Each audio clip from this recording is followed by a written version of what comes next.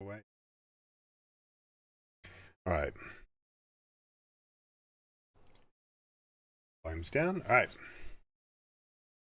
What's up, guys? Welcome to another breakdown. We're looking at the LEC finals. This is the previously Mad Lions, now Mad Koi, with a completely rebuilt roster. Elyoya being the only one that they kept, plus a slew of rookies who have made it this far, kind of going through the through the crucible.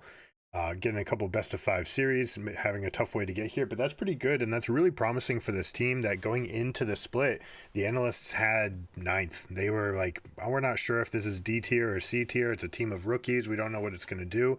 And here they are in the winter finals. So G2, we always expect to be there. Caps is the best Western player that we've ever seen. Looking at the draft, a couple things that we've pulled out. For one, they surprised them with Zach moving into the jungle, which shouldn't really be that big of a surprise for most people in the world. They're like, yeah, Zach's a jungler, but he's been played mostly in the mid lanes ever since the runes changed. Zach has a big synergy with the health changes. Not only is he getting better effect out of his spells, but also he has percent max health and damage, and that's really good against everyone who has more access to more health. So Zach's prominence was in solo lanes, but he hasn't been having that much success, although he's been fairly present. He does move into the jungle, and they swap it to Yasuo. Yasuo being Zach's best friend, or I should say Zach being Yasuo's best friend. Very good synergy. G2 with 21 seconds left in the lock-ins swapped Akali and Twisted Fate to get favorable matchups. You don't want to have Yasuo into Twisted Fate. The plan was to go Twisted Fate in the top lane because ADTF has been performing very well, but they end up swapping that over. One thing that I'm not a huge fan of is the Summoner Spellbook from Twisted Fate. You lose a little bit of your early power that you could be using to dictate the wave states here. And you get a little bit of trickery, but Twisted Fate already has so much on his plate as far as like where you want to get these Destiny procs. I'm not sure that I like the Summoner Spellbook. Vi has some very traditional synergies here. You've got AD, hard engaged jungler to pair up with Akali and Twisted Fate. This is a very nice put together team. And you have Senna and Nautilus. Senna being the farmer here. I'm just never going to be a fan of farming Senna. While the stacks are working the way that they are, she takes too much of a hit, and she's too much of a shell of her champion, and she has a miserable lane phase.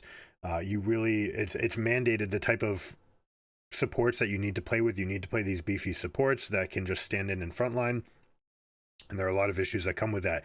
You're seeing one of them right now, which is being pushed in by the Varus Rel, allows Zach to go 3 camps into an invade. Now, Yike does get the smite, which is going to save him in this situation. But you can imagine if Zach actually gets that, we're talking about a game-breaking snowball happening right here.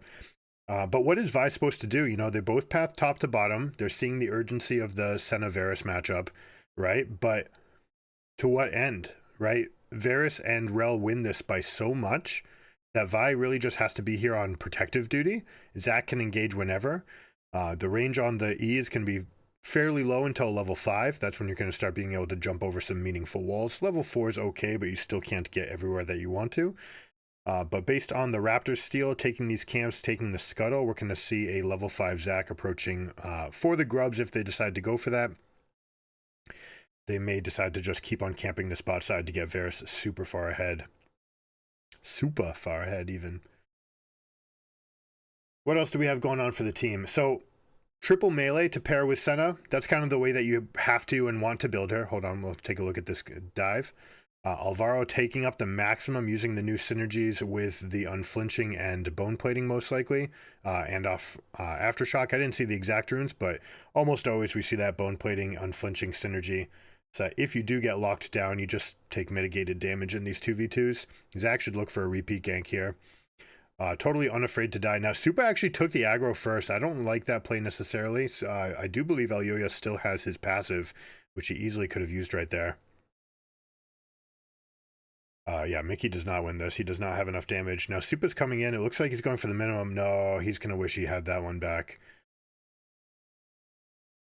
Just taking a moment, like, it's less important to get that kill than it is to just walk away from this situation, right? The wave is crashing and no one from G2 is picking it up, so it is still a massive win. You see a 1k advantage for the Mad Lions, and they're going to have some residual effect right here with this wave bouncing back out. You see how when you get kills in a dive, it's always worth, right? But is it the most worth? You can sometimes get better. Great play by Mickey right there. Goated hook.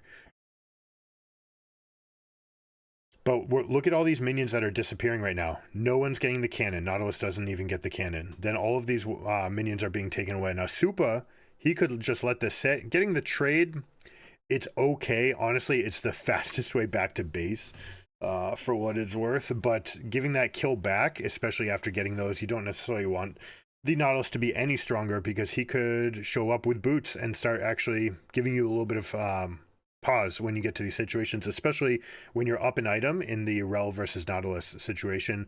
Nautilus can be a little bit more tanky. Now, this is the correct answer from G2. It was crashed. You had a stacked wave pushing out. The best response is to proactively go and crash with numbers. So they do that and they actually push past the wave. So they're actually bringing it right back. This is a wonderful play by G2. This is not something that you see in not even many Worlds caliber games, right? They don't do this correctly. You can take a bad situation and turn it into a good situation by making the right moves proactively. They end up getting a lot here, but they are going to give some back. So we've got a slobber knocker right here. 6-2, 2K gold lead in favor of Mad Lions. With the gold lead, they really can opt to play however they want. Yasuo's got this winning matchup. It is a skill matchup, but a little bit easier for the Yasuo to play than the Akali. Less resources to manage.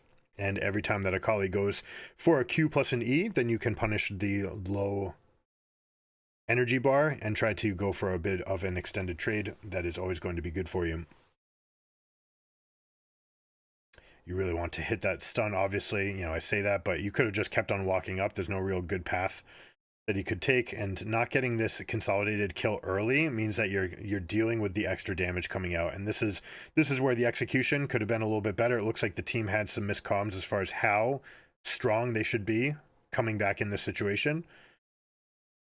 But as played, they end up with what, 1 kill for 3 deaths? Is that it? 4 deaths? 4 deaths. So the idea is right. Execution needs to be a little bit better. Orianna's going to be massive in these games. Very hard to play as G2 for the rest of this game. The only place that you can look for strength is up in the top lane. Now, Akali does have tons of kill pressure, and you're going to see her spiking her build to go in that regard. You also see Yasuo, who would be buying Berserker Greaves anyways, but absolutely is going to want the modal effect of offense and defense of move speed here. Vi should be focusing everything possible here. Ooh, a little bit of a miss there by Akali. Tries to use her R as a way to buffer past the arriving blob, slamming her down, but it's just slightly too late. Would have been a neat little play. Ends up getting out, so she'll be okay. Merwin trying to step up, trying to like, look at this, beautiful. All right, you know why you do this, right? Look at the teleport timer on Akali. They know she has no teleport. The minions are all dying to the turret. There's no real effect to go for here, and they have information on Vive. Zack's also in the top lane already, so you're very safe as a Yasuo. Perfect opportunity to get a proxy farm off and to delay the back. So now Akali is looking at missing 3 waves, right? The double stacked crash wave coming in, plus the one that she already missed while Yasuo stopped them, and now the 4th wave up here. So this is a massive rut that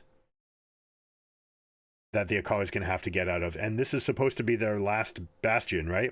I don't like Yike playing towards bot side, trying to bail out Senna. You should really be trying to move over to the Akali here. But now she's so far down in experience that we're going to have some issues in that lane as well. Love this play by Elyoya. We saw a little Zack mechanic there too. Q into auto flash. I'm not sure if the auto on Zack is considered to be an empowered spell the way that other empowered spells are, as far as not being able to be canceled. I imagine that it is because it's part of a spell effect, but by going auto flash, that means that you're going to get the fastest possible attack off to get the sling, the elastic rebound. Sometimes when you're a little bit slow, you can see them get away. These guys are obviously not slow, but buying every single quarter second or even, 0.025 of a second is going to make a difference for them. So Elyoya using the elastic slingshot and into the immediate flash auto there. Very nicely done. So now the entire map belongs to them, right? They're up almost 2K. and it's spread out all over the place, right? The only person who's even slightly behind is Rel, and Rel doesn't care. She's got her Merc Treads. She's happy to be an engager for the team. She's going to be more than tanky enough. She's going to try to out Mickey by absorbing as much pressure as possible and then allowing the team to deal massive damage. This gives us a chance to look at the team fight composition, right? What are we trying to actually accomplish with these goals? Well, it's very easy on Mad Lion's side. We've got Zach with Yasuo. That's going to be fantastic in and of itself. We've got Rel and Orianna with Yasuo as well. And we've got Rel and Zach being ball delivery systems. So this is a wombo team fight. They can use Varus as engage. He's a lane dominant champion who can get a lead for himself, and then he's going to transition into an engager for the team, right? His R is actually going to be a source of potential engage. So basically, they are stacked everywhere, and they can create fights. They have the perfect composition to take advantage of this snowball, and they're going to start taking over 5/8 of the map. Normally, you get 4/8, you get your half of the map, but when you've got this big lead, it's important to sort of lift your lead into a quadrant and try to take the maximum in that quadrant. So you see Zach living in the southern quad right now. Yike finally does get the counter kill onto Yasuo. It's a little bit late in coming. It should have probably been the third time by now that they went after that play, but they do get rewarded. Here's the engage, Wombo. All right, but they're a little bit tight. They're actually missing. This is a little bit of a miss here. They don't have their big damage source. Varus dying early means that they don't have enough damage, and Orion is not in position. Alvaro, kind of missed timing, right? Perhaps thinking that Frescowi was already back in, which means they're going to get a tremendous trade back. This is a nightmare situation for Mad Lions, and especially when you're rookies, thinking about the psyche of a situation like this, you know, how that's going to affect you. This is G2. This is Caps. These are the legends of the league, and you're trying to take them out. And if you ever feel like, oh my God, I've ruined my chances by punting away my lead, that can be such a toxic effect that can have influence on the rest of the series. Now, they're far enough into this game with enough of a lead that they should still be able to go look for their closeout. Everything should still work out for them. But we'll see how much of an effect that has on the psyche. Also, you know that G2 is going to get the confidence boost going into game 2. It's like, all right, they are capable of making mistakes. They're not just like playing on another level that we don't understand. They will make their mistakes. We are the champs. We can get them back. And with the experience of veterancy, right, you should be able to rebound. So what you can do in these situations, if you're feeling yourself being caught up by the moment, right? And really, it's any time that you think about the moment rather than the task at hand, that's when you have a chance to make blunders in these games. If you do catch yourself thinking about the moment, take a moment, do any of the mindfulness resources that are available to you, right? Deep breathing, fill the room with smoke, you know, breathe out, whatever tool you want to do. We go over plenty of them here. Hold on, we'll watch this fight. Yuya and Alvaro just standing in the middle of the fight the way that they should, front to back, really good positioning. It is 4v3, so it's going to be a tough situation no matter how you cut it, but we do have Yike coming in, so they're going to call out and bail out. They don't have teleport from Yasuo, so they can't call for this resource. Yuya just doing a fantastic job kiting, and this is all of the resources. If they don't get these kills here, Broken Blade really needs to reach. He needs to go and he needs to try to get the maximum here because they are giving up the same amount up in the top lane. Yasuo is getting 3 waves to himself and the turret, plus they already got the kill on Hansama to start that off. So like I was saying, the moment, right? Every time you recall, every time you go back to base, take a deep breath, and just a box breath will force your body to remove or reduce its cortisol levels and force your brain to come back into a more relaxed state where you can then regain your clarity. Then you can choose how much you want to optimize. If you're revving the engine too hard and then you die and you feel like it's because of a mistake and you stay revved up, then it can put you in this state where the engine can just crash, right? It can fail. And you don't want that. You want to hit this reset button. You want to come back up, say, all right, it's okay. I can do this. We've gotten this far. We've made this lead. We can continue playing our style and make it happen. And realistically for this game, they're making the game about kills and constant pressure. There's less macro going on. But that being said, the macro is going on in the top lane where they need it most. Yasuo is going to be tremendously big compared to Akali for the rest of this game. You see completed item already compared to Liandry's Anguish, just not there. 3.5K. Elyoya just everywhere. I love that he bought this Bombi Sender into Abyssal Mask, by the way. Something that we don't see nearly often enough. It is meant to synergize with the Orianna. You're trying to make the Orianna Shockwave deal as much damage, so they're putting a lot of their eggs in one basket, but it's also going to hit some of the execute damage for Varus. It's also going to help with Rel and all of her bursts. The only champion that doesn't really feel this is the Yasuo. Varus doesn't really care because his Q is happening long range well before the Abyssal Mask is coming into play. So really this item is going to be perfectly synergistic for them. Also allows them to get into the Akali Twisted Fate realm without caring that much about the response. And yeah, we're seeing the effects, right? Just constant pressure, nice light item, right? Inexpensive item to buy, gives you a spike, it gives your team a spike. Let's keep on playing with momentum at every single possible turn. So what I want to see from Mad Lions here is consistent pressure. Now that you have this lead, I want them to consistently exert pressure, use tempo at all moments. Anytime that they're falling back into their own jungle or going back to fix a wave is going to be considered a mistake, right? Or a miss, just an opportunity to do something better. Now, if you're G2, you want to do the opposite. You want to pull them apart. You want to pull them into passive playstyles. But it's very difficult to do that because you have Zac, right? Zac is willing and able to punish all these fights. Hold on, they think they found their fight. They decide to go for the big engage here. They do get the Varus. Frascali is also chunked.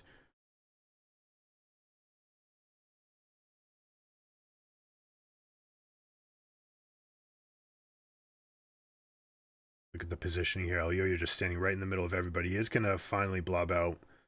G2 gets another one back. And this is going to happen when you are constantly exerting pressure, and we'll call it flipping coins. Even if you're weighted 70% to win, you are still going to have losses, right? Now, in a skill game with perfect skill expression and no chance, then yeah, you can turn that 70% as close to 100% as possible. But you see this interaction right here. Nice job by Zac landing right on the spot, but this is enough to get the chain CC, everything used onto him, and they're a little bit late on the rotation here. I didn't even see how Orianna took all this damage. It's just from Akali. All right. Yeah, this is the Akali versus Orianna matchup that you're generally looking for.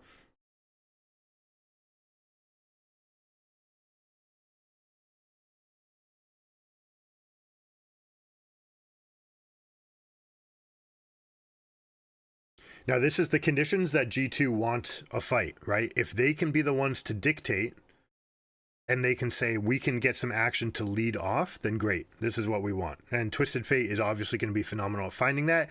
Akali, however, it's going to be very, very tricky. It takes Akali some time, and she's got such a unique kit that she's going to be on the sides of fights. It's not always ideal or perfect timing to get your team synergy together. Also, we saw perfect positioning right there of Akali and Vi coming in together, collapsing on the same area, so there were no good escape routes to get away from the Twisted Fate short of a flash. And really what they're going to keep on doing is they're going to look for one more engage window using ultimates to try to find Varus in this flash window. So all the ultimates are coming back up. Senna's will be last. I want to see G2 find one more angle to create this fight, and it looks like they're trying to spread them out. I imagine they're going to try to converge now because they're in the final seconds of the Varus window, and the flash is coming up, and it's up now. So really, probably not enough. They decide to take the window of enemy team of Mad Lions being safe for the Varus and protecting the Varus. They say, we're going to turn this into side lane turrets and try to get some gold back. It's not a bad choice, actually. It's one of those things where when you're having a diverse strategy, right? And you're coming up with different options so that you become unreadable, unexploitable. You want to have 60% that you do option A, 30% option B, and 10% something wild that still works, or that specifically that is good against the answers to your A and B plan. So I don't mind this. I would consider this the B plan. It's like, okay, we could go after Varus again. We got one. Enemy team is probably going to be a heightened awareness to the engage versus Varus, so they're probably going to be playing fairly far back until he has that cooldown. Let's just use their passivity to be aggressive in other places. I like it. A good answer to the answer.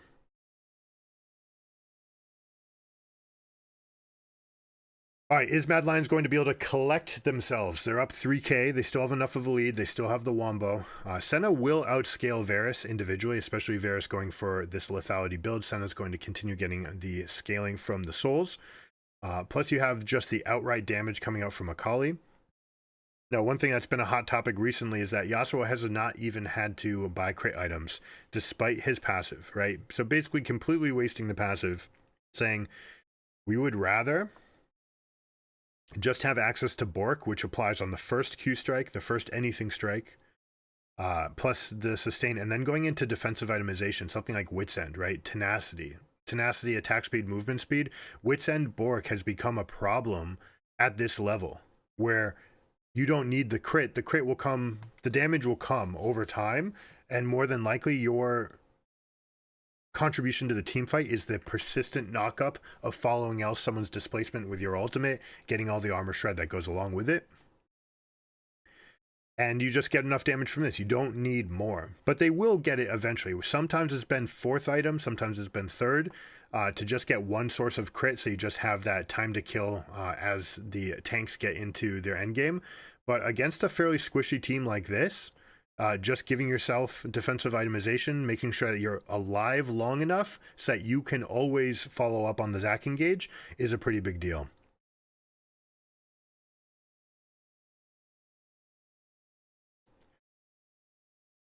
All right, Mad's trying to turn their lead into dragon stacking. I would prefer that they just force the issue on Baron right here. Like, they want a team fight. They would absolutely love to bring this. Now, they're playing very passively here. I don't know if they're trying to set a trap. This is a missed teleport from Orianna. And an even worse teleport from Akali. All right, G2 should not be answering it. They think that they're going in right here. This is going to be such a tricky situation. Maybe with everything full up front, they try to get everything on Super, but they just spent everything. What's the rest of this fight going to look like? I would much rather that you give this one up and just take the guaranteed resources on the top side. Orianna teleporting first should have been an indicator for them. Yasuo is cleaning up the fight. Oh, beautiful. Oh, man, this guy's mechanics have been clean. Because now that you've contested, so you're down 3K and you're contesting for Dragon, the prize for winning for you, because you're only ever going to slightly win, and maybe you get one carry that lives, there's no way that you're going to be able to get anything more than that. Maybe you get Dragon, but if you lose, not only are you losing this fight, but you're also losing the Baron, and you're giving Baron to the team that needs it, right? They want to force fights. They want to force you to come. Nothing is better in the entire game at forcing people to come to you than a Baron wave, because it can't be cleared, right? You can put 5 people together, and you can go for your Wombo combo. Taking a look at the mechanics here. This guy has not missed a tornado yet. Look at him holding his R, right? The amount of time that he held his R, the options for when he does and doesn't use it over the course of the game, using the bush. And this is one of those issues, right? That bush never belonged to you, right? You never had it. Your team was late to this position. You decided to contest with second teleports and second presence, means that you don't have access to these bushes. You are only impromptu dropping red wards as you go, whereas the other team had time to set up their vision ring and really force you to come into it. They're dealing with much better information, and information is one of those main factors that deals with how that compounds and predicts who's going to win fights, right? Who has more resources, who has more synergy, who has more information, right? Those are the things that are computing together to build the strength of your team fights. And now G2 has no good place. Imagine instead if Akali had just continued to push, right? And this is something that Falco talked about in the pregame interview. The opportunity for Caps to not come teleport to answer an Orianna teleport for a team fight. I believe it was against BDS, and instead staying to kill the second turret. And Falco talked about that being as a what's intentional. The intentionality of that play, that he wanted to get the team to not take every fight, because yes, we are good at fighting, and we want to continue to practice our fighting so that we can beat Eastern teams eventually, but we have to be willing and able to take the right play when it's available, and sometimes that play is just continue pushing. And Azir Caps was applauded for not joining, letting the team just move back, not taking the fight, and you get the huge bounty on that inner turret. They had the same play available to themselves this time, and they opted not to do it. It's kind of bizarre. It kind of shows that under pressure situations, teams are more likely to revert to their original playstyle. Whatever their identity is, people are always going to revert to what feels comfortable in stressful situations. That can be exploited. And if I'm playing against G2, even if G2 thinks that they're the big dogs, like they might feel some pressure here, losing game one. And they might say, all right, let's go back to what works. And that's a dangerous thing when you actually pigeonhole yourself and work your way back into a corner where now you become predictable. Then you can actually compound losses and turn them into something else. Because if you lose after audibling back, now it's like, well, plan A wasn't good enough. Plan B wasn't good enough. Maybe we're not good enough. And that's a very dangerous line of thinking to get caught up in.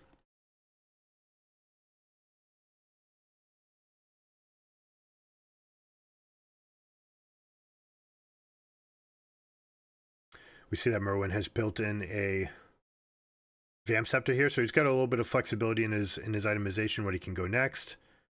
I'm surprised by the extra Vamp. He already has the Bork. He's saying that this is what I need based on the extra tenacity. I'm going to have enough uptime that I can heal, I can drain tank my way back up in the fights. All right, let's look at their technique for the push here. They've got no more Baron, but they've already controlled the entire Western Quadrant, and they've pushed up the middle and top lane turrets all the way to the base. And this means that they get to choose their engage when they go. Twisted Fate is not showing. Now the situation is much different. You're losing permanent structural damage as opposed to Dragon 3. This right here, we're looking at checkmate from Mad Lions, and Twisted Fate is trying to make the exact same call that he did against BDS, which was to not come.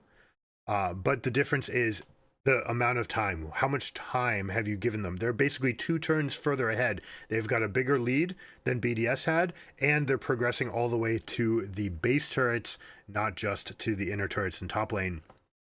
So whereas you could have traded inner turret for inner turret and you'd be happy with that, or earlier Akali trading the top lane inner for Dragon number 3, you'd be okay with that. In this case, trading the inner for inhib, not worth. And there's not really that much they can do about it being down 10k. They can only hemorrhage gold. One of the best things that they could have done is completely ignore the push, only try to clear the wave, don't try to engage into any fight, try to take structural advantages in the mid and bot lanes. But by trying to posture for maybe a defense here, you end up just giving the maximum. They get 2 kills. And they force your Twisted Fate teleport now anyways, right? Compare that to let them get the inhib. Don't even defend that turret. Force them to come all the way to your double structures, which is way more dangerous, way harder to dive. And then say, bring the fight in here. So let's see if you can deal with the pressure inside of our base. You don't have a way out through the mid lane. And you can't just stay here forever because there's 2 turrets hitting you, right? So you can up the pressure on them. Try to overload their mental stack, try to get them to push even further down in where it's a little bit less comfortable, especially for rookies, and say, do you have the mental wherewithal to survive this? Now, coming up with a plan like that on the spot, very, very difficult. But using visualization, using theoretical practicing, you can recreate those situations in your mind. And hopefully if you get some in-houses especially as well, you can rehearse that situation. You can play out a game and say, all right, we've played out this far. We've gotten 25 minutes into the game. Rather than play to win from here on out, I want to create simulations. Let's create things that might happen in the game and practice this decision tree so that we're very rehearsed on it. Instead, we end up with some fumbles. They hemorrhage more deaths. And now their only option is to try to F their way out, flash their way out. Flash engage. They try to go for everything, maximum damage. They just can't do it though, especially this far out the base. Again, Yike is trying to find that window and saying, hey, I have to engage. I'm running out of opportunities to do it. But you're doing it outside the turret range, which means that you're going to deal with the full brunt of the wallet. So very well done by Mad. A couple slip-ups. We'll see how that does going into the rest of the series. But you can see how pumped they are. Look how they explode out of their seats in the jungle top. They're feeling super good. Elioya, massively pumped. You know how much this means to him because he's carrying these rookies along for the ride here. And if they can beat G2, that's going to be a huge, huge confidence boost. But beware. This level of adrenaline is going to kick up. You've got some downtime, 15 minutes before the next game. You have to rewind, bring yourself back down, bring yourself back to the optimized state where you are nervous a little bit, but you are anxious to play well, but not on overdrive. And we'll see whether or not they're able to do it. There were a couple mistakes. We saw that the roller coaster ride can kind of do that to you. We'll see whether or not they end up with a big plummet for the rest of the series.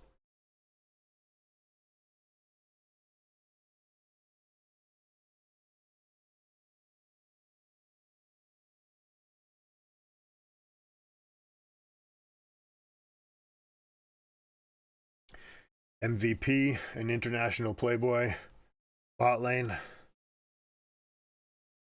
Those two are getting lots of fans in the East. Hansama has been likened to a pop group superstar with his new do. You remember he used to have like the bangs and the thick glasses, and now instead he's gone with the kind of looks like Kane from Heartsteel, right? Confidence is a hell of a drug, right? It can raise you to levels that you didn't know were possible. Just being able to play with complete confidence. We'll see whether or not they come back with the confidence in this game. Now, they do have big changes in the draft. We saw Zach prioritized, but the synergies are much, much worse this game. All right, now they're the team with the Senna.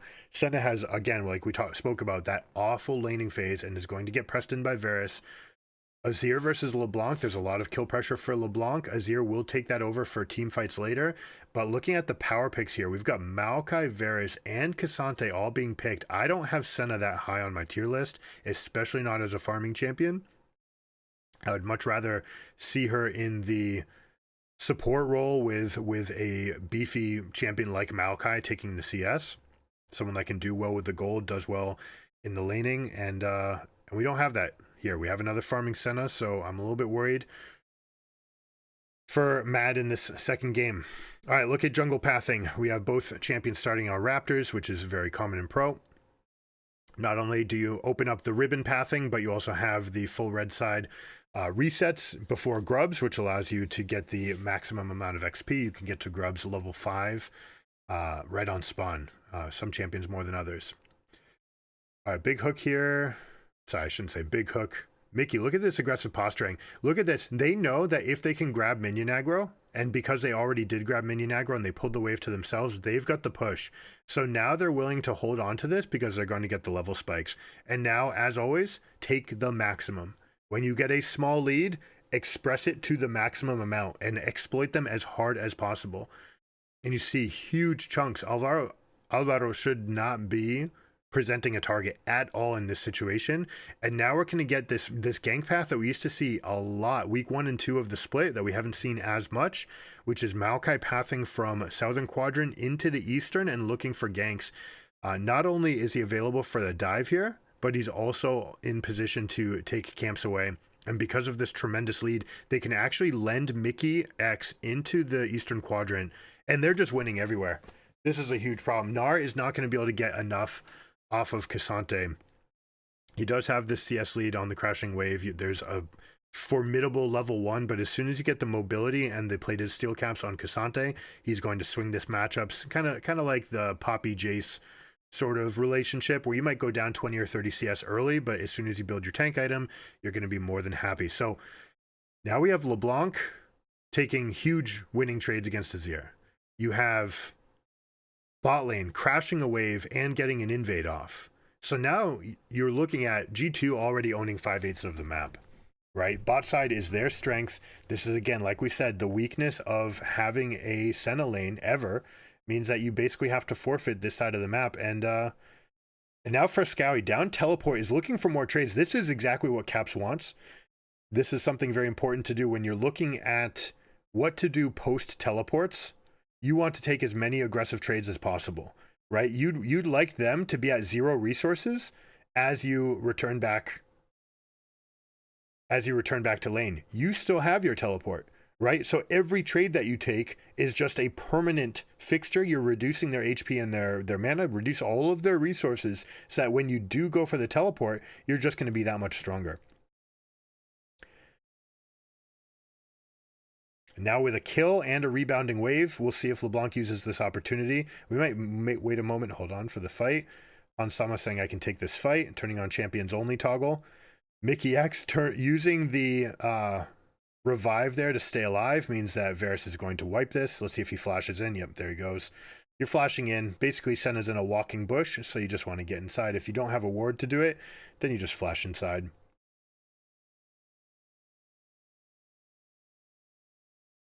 Let's see, this wave should crash. Let's see if he greeds a little bit for a touch. Oh, he's just inting. Look at this. Beautifully done. So nice.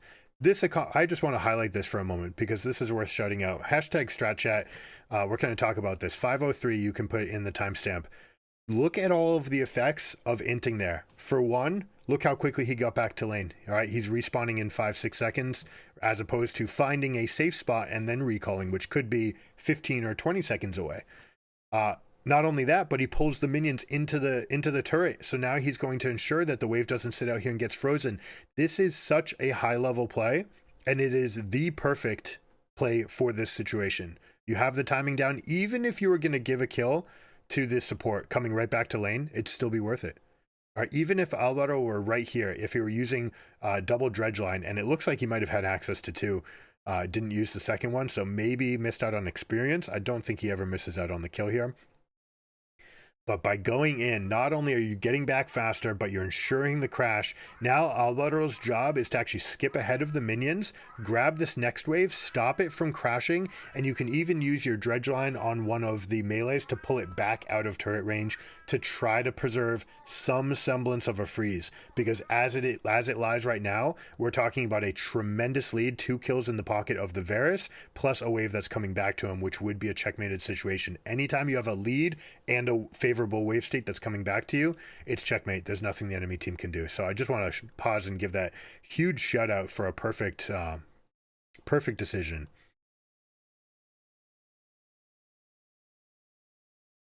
Super getting, you see that sweat, that bead of sweat, that nerve, the tickle right here on the edge of the forehead, indicator of stress. Someone might be feeling like, oh shoot, I've let my team down or something like this. You never want to let that creep into your mind. Just focus on the task at hand. What do I do next? How do what can I accomplish next? Never give any moment to, oh my goodness, I've let my team down, or I'm playing like I'm playing awful, or just any other tree. It just doesn't matter. You need clarity of thought. Every single thought needs to be dedicated to the task at hand. So we'll see if Supa avoids tilt, right? Tilt plays might look like overextending for a play, trying to reach for a kill that's not there, trying to call in for resources when you don't actually need them. That's one that we won't necessarily see, but will obviously be there if it comes up. I like this play forward by Frescowi, trying to say, all right, you're dashing from this position. Let me get on top of it because I'm getting ready for my level 6 spike because I hit 6 on this wave and you have yet to hit it. We have no flash available for Maokai. So they call off the play. Misses the cannon. A little bit of an overplay there by Caps, although it does necessitate the reaction. So it's not awful.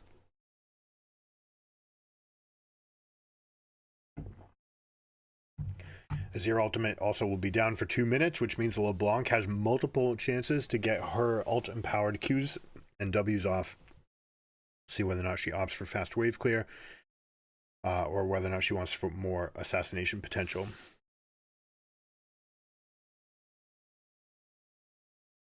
All right, they do get the push and bot, but Varus is actually going to be able to hold this. Now, they're calling over resources for this dragon. I hate this. This is a loss of tempo. Senna's going to get 2 stacks off of this, but what are you giving up in return? All right, Nautilus needs to turn this into a roam timer, otherwise it's completely unplayable. Varus opts to try to turn the wave. He doesn't want to hold it into a freeze. He says, I know they're going to recall. After this play, I want to start preparing my push, and I want to start pushing up. Now, Senna's forced into an awkward position where she needs to play passively, which means that Nautilus doesn't get to get his roam. The correct play is actually to still roam, right? See if the enemy team is willing and able to execute a dive versus your laner. Go get grubs, go get something off the map that will allow you to scale, right? Especially that first grub. That first grub you get will not notify. You can smite it. It's super easy to get 1 grub. And that guarantees that enemy team does not get 6, right? Because what you're really trying to go into damage control, you want to make sure enemy team does not get 6 grubs. Because if they do, they just stand in front of turrets with their lead and they just walk at you for the rest of the game. That is one of the easiest paths to victory in the patch. Currently much, much easier than trying to get Dragon Soul, which doesn't even win you the game. Whereas Void Grubs actually win you the game. They break turrets, right? There's a huge, huge gap in between the quality of these buffs and what they're giving to you.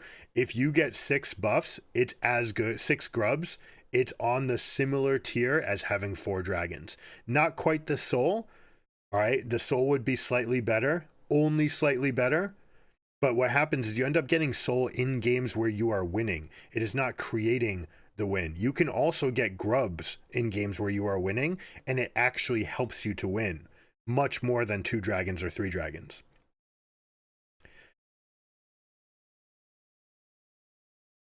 So in a case where you're super far behind with Senna and you're looking for Senna Azir to scale, totally apt to go in, use smite, grab a grub, and leave. Exit stage top. Right? Or exit stage right, left. I don't care. Just get in, get out. You don't need to pick a fight. You're just trying to go in there and get to the minimum. But by getting the minimum, you're ensuring that the enemy can't do it. Not only that, but you will have the timer. This is something that they're discussing whether or not to change.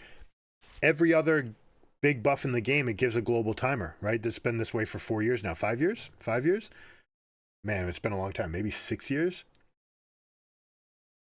It used to be that when you took a dragon, you could then chain your dragons together because the enemy team didn't have a perfect timer down, and you could just show up, boom, burst the dragon, leave.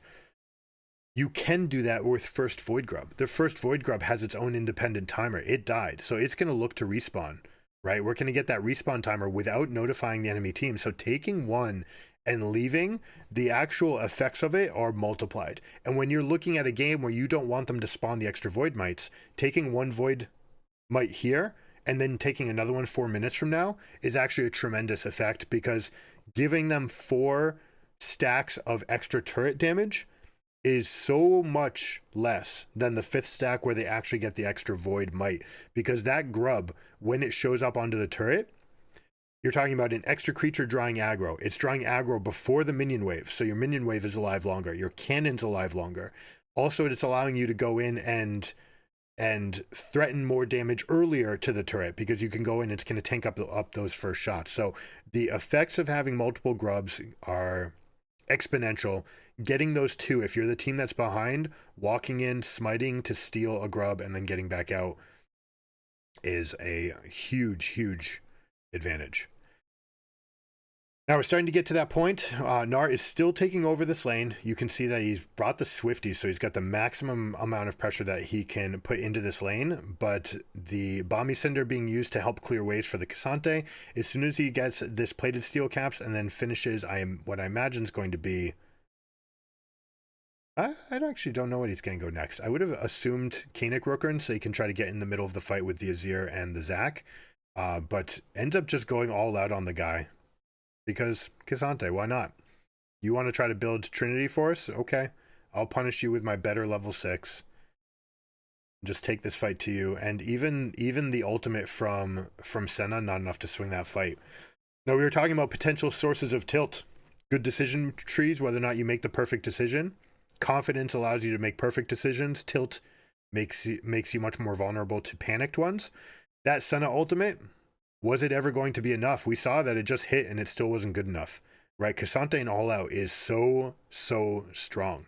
And, you know, it's actually funny. Freak just released his patch rundown video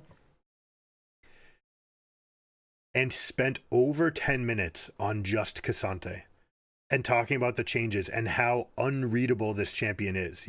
The animation cancels, queuing during E, the speed of the dashes, what's going on. This champion, even though they tried to simplify it, is still too strong. And the thing is, they don't realize how strong it actually is because it's hard to see it.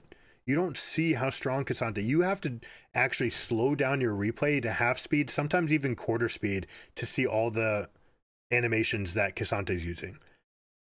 And we're just in this spot where you have a tier gap here. Gnar versus Cassante.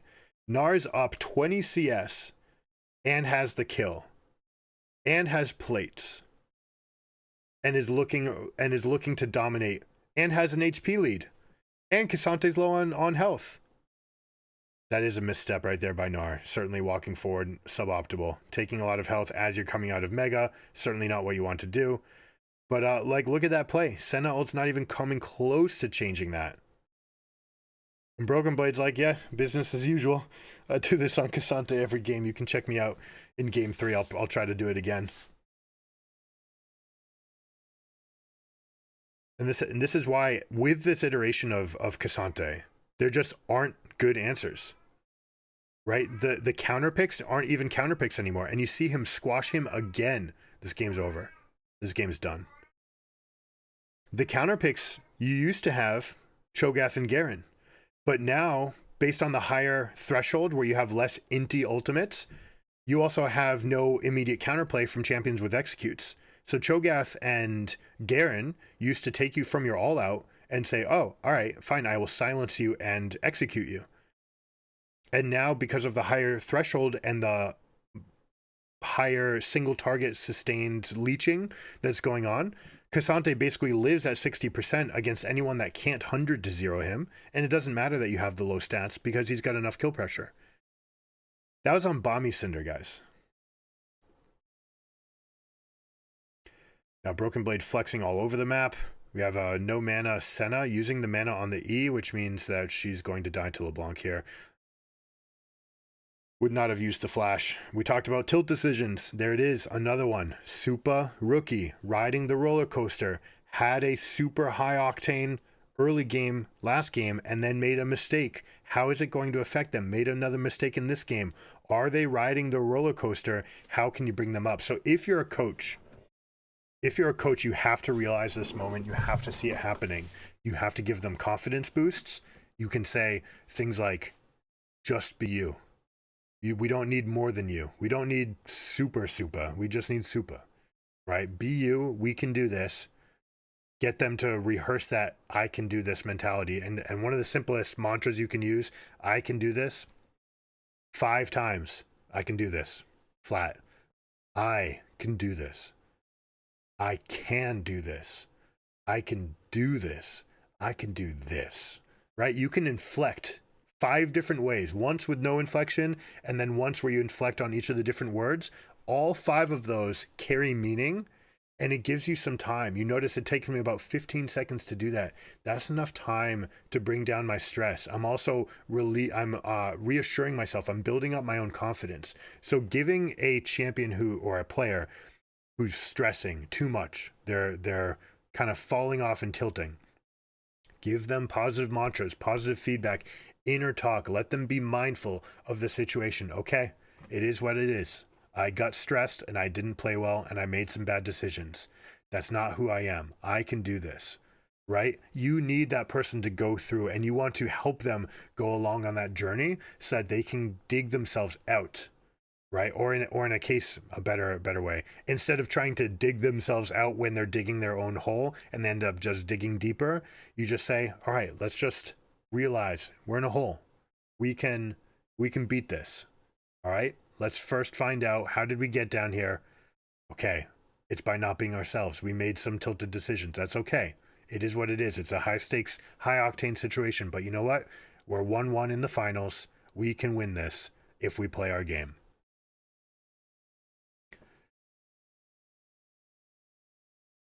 Playing your game can be a little bit tough for the rest of this one, though. right? This is a good opportunity to just start getting into healthy mindsets for the next game. This Trinity Force Gnar is going to get punished. The amount of damage in the game, especially when you don't have armor runes the way that you used to, this build is much squishier than it used to be. And they clearly relied on this being a split push source of winning. And Gnar's just not that good at that anymore, right? He's fine. He's solid even.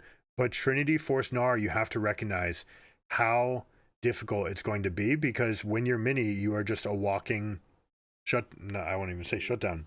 A walking bounty. All right, Maokai knocking Zac out of the air to start that fight. They get this. Renata does bite the dust, but LeBlanc's going to continue forward. Also, Broken Blade's going to be completely unstoppable. Nothing that Azir can do. So they just kite backwards.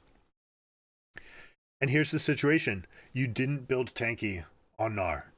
And so now your team kind of only has Zac.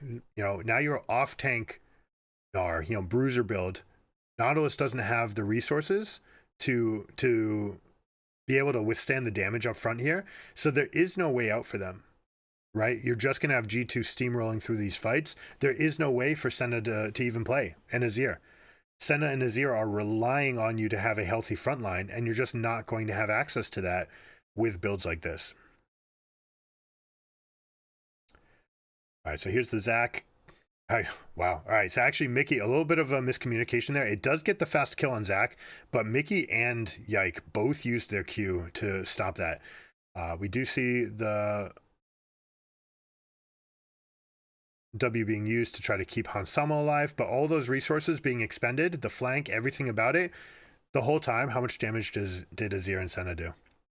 Right? Like you can just evaluate how the fights are going based on how those two champions are able to deal their damage, and they just really can't. Now, it is on G2 to progress this game. LeBlanc Varus will get outscaled by Senna. Her attack range will get massive, and if they are allowed to get items on Gnar that'll allow him to survive in these fights a little bit longer, then they could have problems. So G2, it is their prerogative, but they need to press the tempo in this game, right? They're going to be looking to close out. They shouldn't have any issues with it. 6k gold lead, right? This is a tremendous amount. They can get anything that they want on the map, and most likely this is just going to turn into a 20-minute Baron. Plus some pushes to try to get those last two inners, try to turn that into a 4,000 extra gold for them, and then they'll use a 10k gold lead to try to push into the base. That's how I would play it. We'll see what they do with this. Whether or not they leave Broken Blade on split pushing with no teleport. I'm kind of surprised. He should just tap this wave, allow it to slow push, build up, and then rejoin his team. It looks like he's going for the fast push, and they're trying to punish the invade. Now here it is. Ooh, they try so hard to get this. They say Broken Blade can't come here. He's got no teleport. Let's try to find our window. We end up using everything, including the Zac passive, to not get the kills. Now Zac and Senna die anyways, and this game is well and truly over.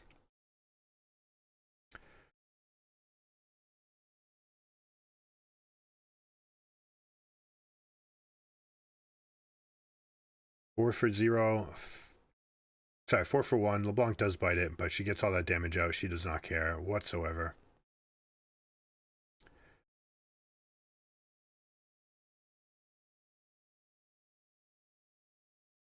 Interesting from here from Azir, Crypt Bloom being picked up. Now, while I like Crypt Bloom a lot as an item, I think it's one of the best items in the game. When you're buying it second in a situation like this, right, that's not investing in your Senna and your Azir. You need to be investing in yourself in these games where you've got one carry AD, one carry AP. They may be considering that Gnar is still, like the plan is for Gnar to still be a carry, but that's just not the reality of this game, right? It's not the game you want to be in, it's the game you're in. I'm not a huge fan of a second item Void or Blightning Jewel being picked up right off the bat. I'd like to get something that's more centralized about your own personal damage so that you are able to get the kill, and then you can go for the Crypt Bloom third. So I'd much rather see Lichbane here, but it looks like it's going to be Crypt Bloom. Azir will pick up one more camp, I think. Yeah, she's probably pinging. Yeah, almost definitely. Hey, I'm 80 gold short. Let me pick up the wolves, please. No? Not. All right, they're coming over. They're trying to defend. Defending is a huge punt. Why would you try to defend here? You're down 10k gold, right? And whether or not they see that, they know they're down 14k plus structures plus dragons. plus Baron, you're never, ever, ever defending this Baron push. So why even try? I like the play right there by Alvaro. You see that? He actually did a predictive. They had a ward over the wall. So he's sitting there waiting to see an animation from Caps.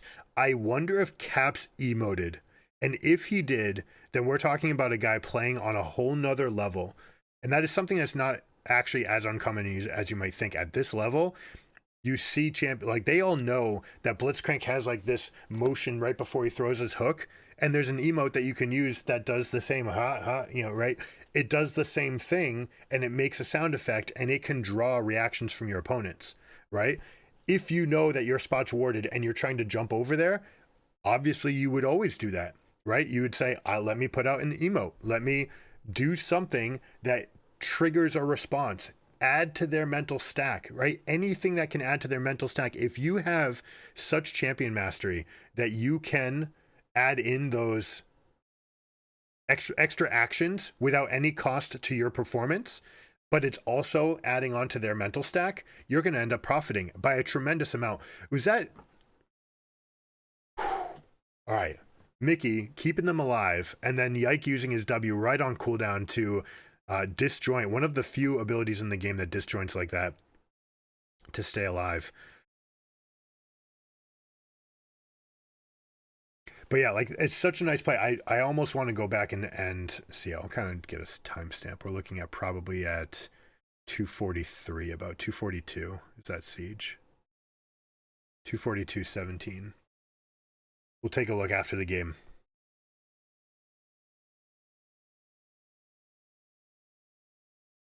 All right, but the game at hand, 12k gold lead. We talked about it. They got the Baron. They turned it into two inner structures being dead, but also because it was a failed attempt at defending. That means that they also got the middle inhibitor. Now that they're going to be able to split the team up.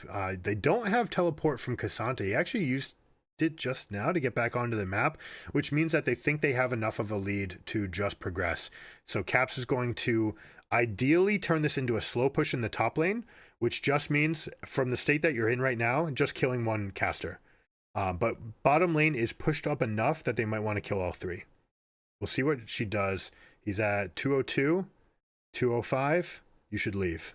206, 207. All right. So he stayed for the whole wave. Watch what this does to the wave, though. All right, this is a slight mistake. All right, your wave, which has been slightly damaged. Now your team is winning, so it is going to still be stronger than the enemy wave. It's going to stack up here, but it's fighting here as opposed to here. And if it were fighting here, your next wave would stack up, and then you'd be able to go 3 waves deep, and it would take longer for that wave to get to you. Now, because they fast pushed, this wave is going to continue forward. It's just walking up to a spot where Supa could clear this, right? If they went up and they had a little bit better vision, they could say, all right, let me clear this wave. And then it's just gone. And with the wave gone, that's 4 less minions that are coming to approach for the next fight. So definitely something that they can handle a little bit better. An opportunity, even in a 15k stomp that this is, you still want to see them dotting their I's and crossing their T's in a situation like that. Koenig Rookern showing how absurdly broken it is on Cassante.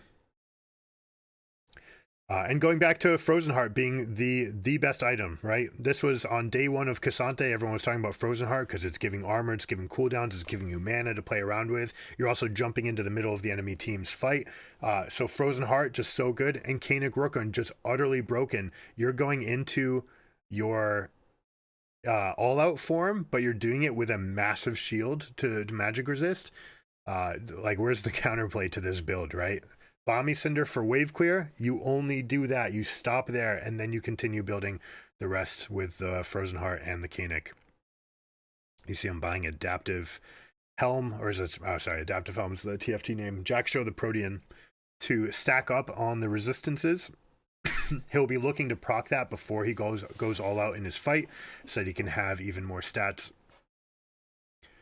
in that form.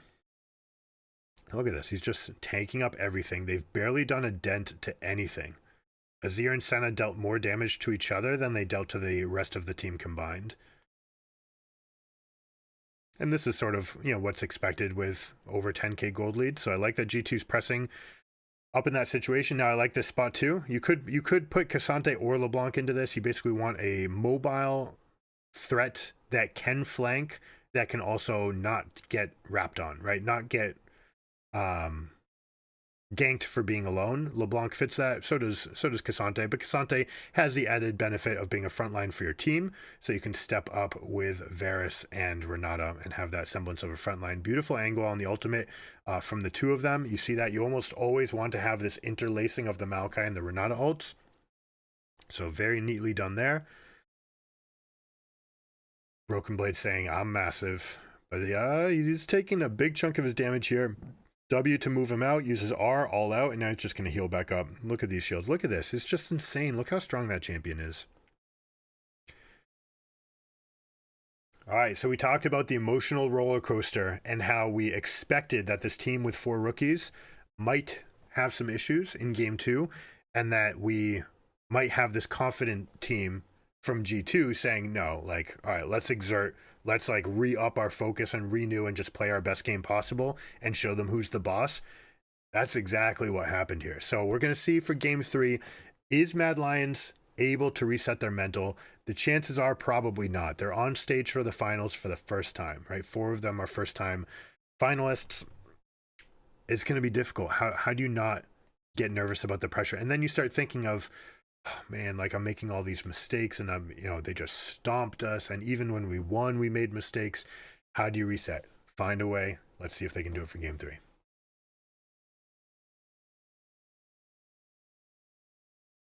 Why does this keep going on? Oh, I didn't record that one. Great. I'll have to come get it from the clips.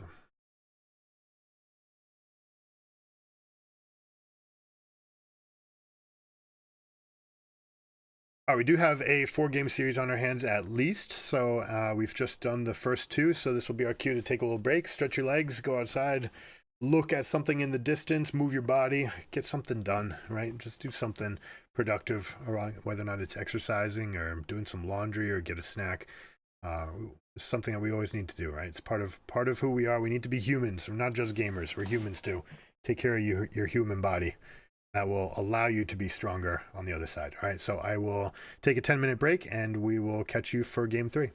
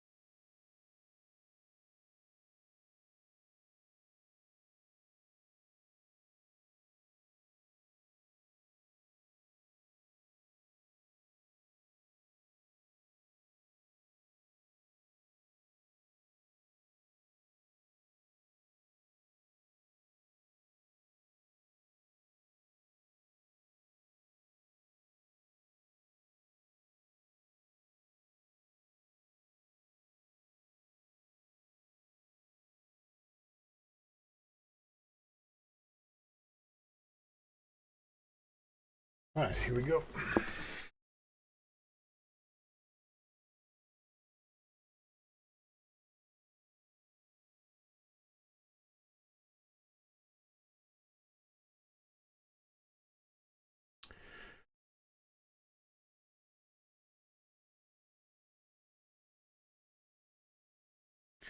All right, here we go with game 3.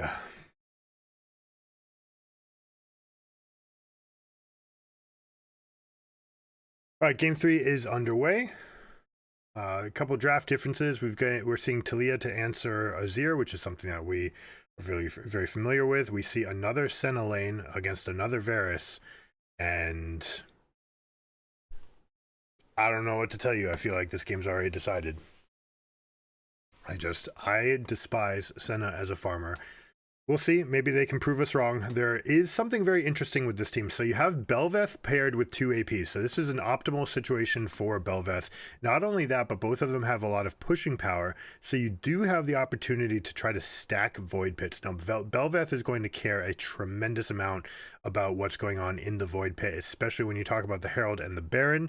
Her ability to actually win games is tied to her ability to take these major objectives later because of the empowered form that she gets, right? The corals, the void coral form, when she's in that queen mode after she's destroyed one of the other voidlings,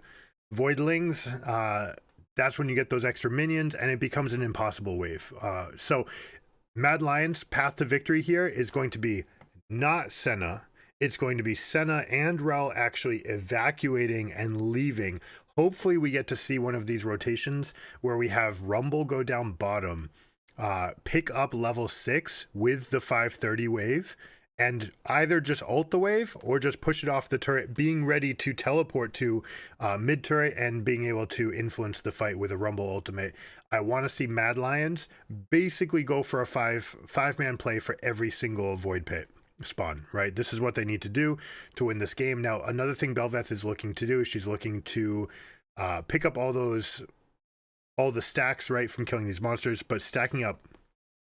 And one of the things that she can do is she can pass through those Void Mites, take a lot less damage from that camp than some other champions do, because she can just rip right through them. Now, Mickey, we see this Senna Rel lane getting to push forward into Nautilus Varus again. But starting at level 2, they're going to take this over. Now, because of the top to bottom clear, the timing is going to be potentially awkward. If they're able to hold this freeze, Viego might be able to get in time for an influence to actually change the scope of this lane and actually just snowball basically out of control because of the strength of the Varus Nautilus right now. If Rel Senna can get this rebound, though, and they can get the wave pushing back to them and kind of running away from the Viego, then they will be in a really good spot. So here they go. They get some of this push out. Nautilus is willing to tank some. Yeah, look at this. This is so perfect. Tanking up the minion wave, saying, no, you do not crash it. If you stick around to harass me, I'm actually just going to keep on moving forward, and we're going to take this engage, and we're going to go hard in right there. Gets the stun, bolt, gets the flashback from Rel. That's a major tool that's not going to be at her repertoire. And now, hey, look, we're stronger and the wave's coming back to us. Our Viego's nearby. You're basically checkmated already. Viego's going to get his 6 camp into the bot side scuttle, and he's just going to be able to live on this side of the map. He's probably going to take the second spawn of Raptors here as well. Because he's so strong on this side of the map. Azir should be warding left and then hovering right. We'll see whether or not Viego goes into vision to try to take away the Raptors. It looks like they are going to trade the Raptors. This was Viego's prerogative and Belveth's correct answer to get into this spot. Look at that ward. It didn't actually see them around the bend here. Caps might be a little bit miffed about that, unless we're talking about a spectator bug. Oh, hold on. We see an engage. Hex Flash. Yeah, it gets out. Uses Flash for Hex Flash. Very good trade for Mad Lions, but now they completely have nothing to do to stop this lane. Belveth will come down to this side, so they will threaten a similar situation to what they were just facing, which is, are you going to put enough pressure in our face to actually crash this wave? And if you do, we have a jungler nearby to potentially answer. You see how Viego's actually wrapped his way around in the bush. This is something you see in Pro at this level, and we expect it to see, I should say, is Viego hovering to make sure that they can crash that wave safely and not have to worry with the Belveth who is nearby. So pretty volatile, action-packed bot lane, to say the least. Top lane, you just have this Kennen. We're trying to whittle down the Rumble. Rumble doing a fantastic job staying up in CS here. Kennen needs to be very, very careful. This is a matchup that plays out like the Mountain versus the Viper. You can poke, slash, get as many cuts in, death by 1,000 cuts. It's going to be very, very difficult to actually deal completely meaningful, lane-ending pressure damage to the Rumble. Whereas the Rumble, if you ever overstep, let's say you just don't have flash and you put your E on cooldown, then Rumble will just walk up to you and start toasting you, right? And there's very little you can do about it.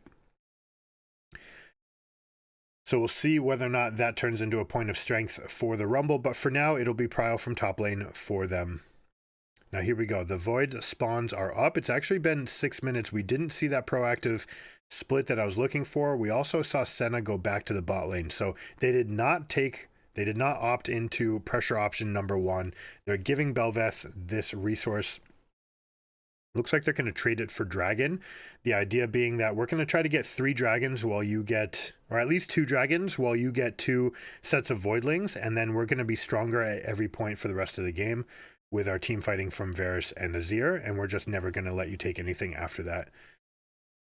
And your Void grub stacks won't do anything if you can't get to a turret. So that is the one thing you have to be careful about. If you're playing versus if you are the scaling composition, and yes, you'd like to get these Void grubs, and you say, like, eventually we're going to get into this team fight.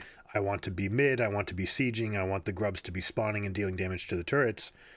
But if you're the scaling comp and you're playing against a Varus in the mid game, how do you ever actually make progress on the turret, right? That's going to be their big problem. And specifically Bel'Veth. Right? Bel'Veth can never walk up in this composition. The entire game plan needs to be about preserving Bel'Veth and giving her a good opportunity to thrive in this game. Because what is she going to do? As you're approaching any of these structures, outranged by Kennen, Viego has all in against you. Azir outrange. Varus can get you. Nautilus can hold you down for the Viego, right? And you have chain CC. If the Bel'Veth gets chain CC'd, right, there is no surviving. And if she's not alive with her Void Coral doing well, then what is she doing, right? What's the purpose for her on this team? So we'll see how that plays out.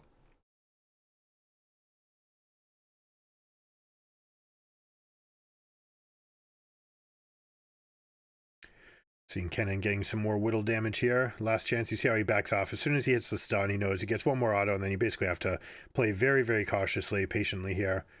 Do not want to get all in. Varus and Nautilus playing with a level 6 spike on Varus means that they can freeze this wave forever and say, are you ever coming down to us? And this is what I'd like to see. This is the perfect opportunity for Senna to evacuate. Right? Get her out of this situation that is nothing short of awful. And put Rumble down here. Let Rumble just ult this next wave away and saying, okay, like, are you willing to just do this? I will ult every other wave and just force you to turn your freeze into a perma stuck bottom Varus. Right? And then you can put Senna on the map and say, all right, maybe we can make a play with Rel plus Bel'Veth, try to get onto Kennen, maybe collapse on Azir, maybe invade into Viego's northern quadrant, right? See if we can make something proactive. If they ever get control of this northern quadrant, by the way, that's going to spell trouble for Kennen. Kennen doesn't want to be in any position where he can ever be wrapped on because of the threat of the champions that are coming forward. It wouldn't be Rumble in that case. But right now, with the Rumble top, you're going to make sure that you're always marking the Bel'Veth in the spot. Hold on, she's going for an all-in. Taking her lead over the Viego right now. She's very strong in these early skirmishes, level 1 especially, right? With the 4 stacks of the Q, you've got Conqueror. Very easy to stack up. Once Viego gets the full item, which presumably is going to be Kraken Slayer, helps with the clear speed and with the combating. But once we see the Kraken Slayer, that's when Viego will be much more comfortable to try to take these fights. Right now we have a 3 camp diff, Bel'Veth to Viego, so Bel'Veth getting a little bit done in that way. They also have the kill on Azir, so the middle of the map looking okay for Mad Lions. It's going to be miserable for the Senna though. And coming out of last game where the Senna just felt unplayable and Supa had this like tilted approach to the game, I'm not sure that I wouldn't have gone for something much more supportive from that role. Something like an Ashe or a Jhin, something I can contribute from a long distance away so that you can allow them to play further back, give them a game where they have a simpler identity and role compared to this Senna, which, you know, I know what they're saying. They're going for OP on patch. They want opportunity. Rectrix is the silent all-star. I haven't heard nearly as much commotion about it as I thought we would have.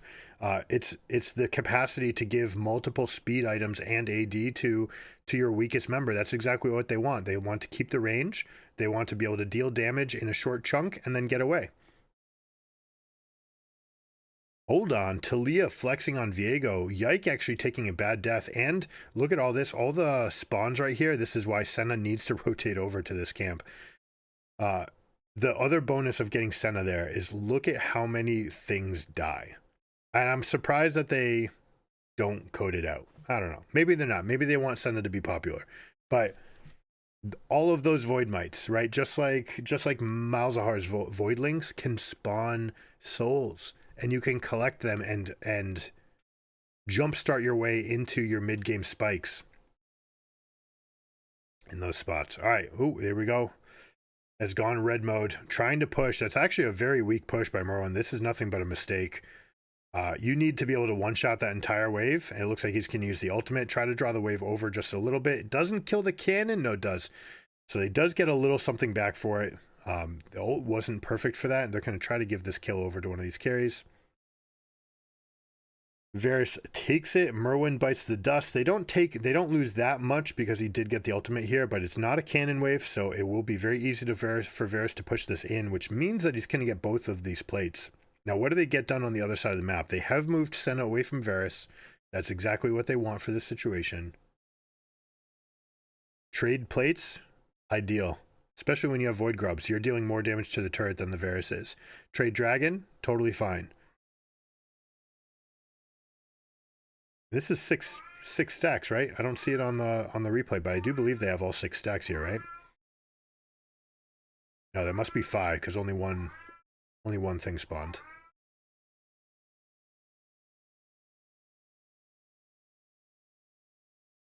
All right, so good job by G2 to steal the one. However, they did get it.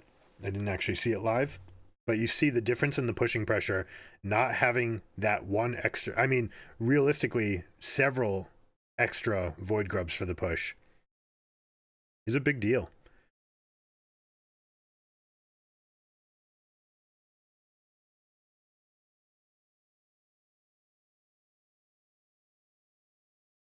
All right, Mickey taking an aggressive position right here. Needs to start getting some vision down. Does get seen, moves around, does escape from the Senna W, which means we're going to see all the resources being blown out. Does use the flash, and this is the Mickey diff, right? We talk about which situations he can and can't get away from. This spot, with a turret that's bleeding down, with the enemy team coming up, trying to get it down, gets punished a little bit moving forward. You don't have enough of a way out, right? You have your flash, but ends up just flashing in a straight line. Means that he gets into trouble. Hold on, massive bait here. They're looking to trade. Even if they traded, they'd be happy with this, but the fact that Viego gets Senna Soul right here, this is so bad for Supa. And the bad beats keep on rolling. He had an okay spot. We thought we were in a comfortable spot. They rotated him away from Varus, but ends up trying to take that play against the Kennen. Thinks like, oh, here's my time to get back in it. I can show him how good I am. Ends up walking in to Fog of War way past your normal pushing. Like, under no circumstances should you ever think that you should be pushing past or in range of this bush unless you see all 4 members of the enemy team somewhere else.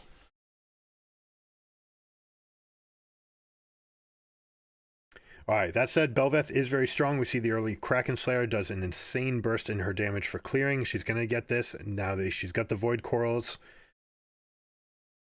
And they should move this into lanes. Basically, Belveth, once she has this buff, you should stop taking camps. You should start moving into lanes. Try to get as much structural damage during the buff as you can. Not only are you creating the extra Remora for the push, but you are also spiked with that Queen Bee form. They find another kill. That's going to be a reset, extra duration. They're in lane already. Look at all the spawns coming. Now look at this. What they should be doing, all 5 members should be coming here. Merwin, where are you?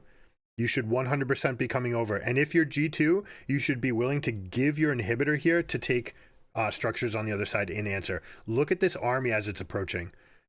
Spawn after spawn after spawn after spawn. They come in, multiple voidlings coming up. Now they do go for the flank. Merwin's a little bit late coming in, but he is here in time. Talia's just going to wall them off. Beautifully done. This is beautiful macro by MDK.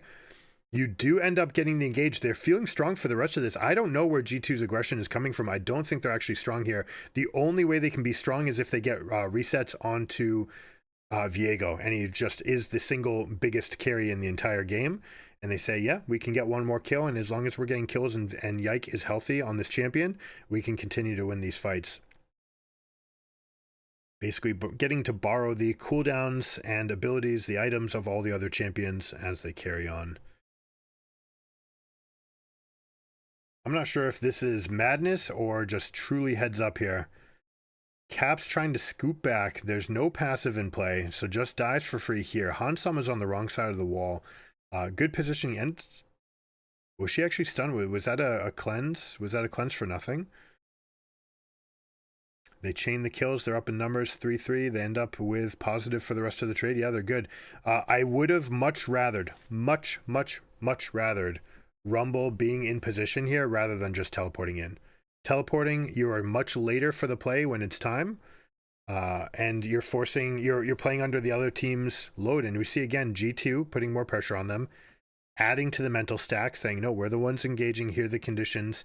I'd like to think that their communications are very clear in these spots and that they are just taking it to a less experienced team and forcing them to make mistakes in the big fights, which is absolutely a great comm to take, a great line to take against an inexperienced roster.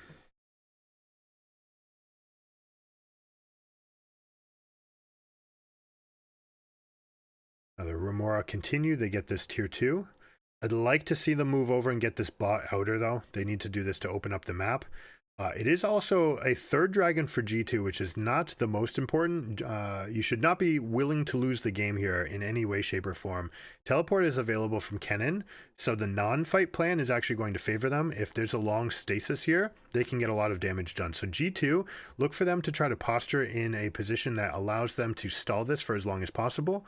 You see Broken Blade actually using the bloom, shows off that he's there. He also teleported to a control ward, so they do know that he's there. They're trying to take position on him.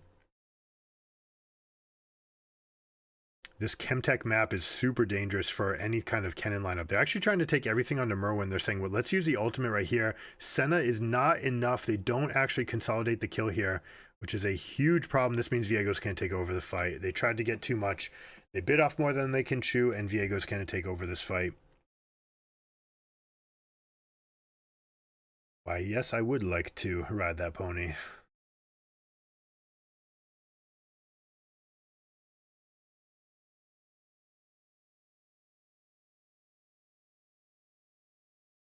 You can see it. Look at the looks on the faces. If you look at the player cams here, it's like, I don't want to say dejected, but perplexed. Perplexed. How, you know, what did we do wrong? I don't know. Something's wrong. I just can't quite figure it out. It looks perplexed.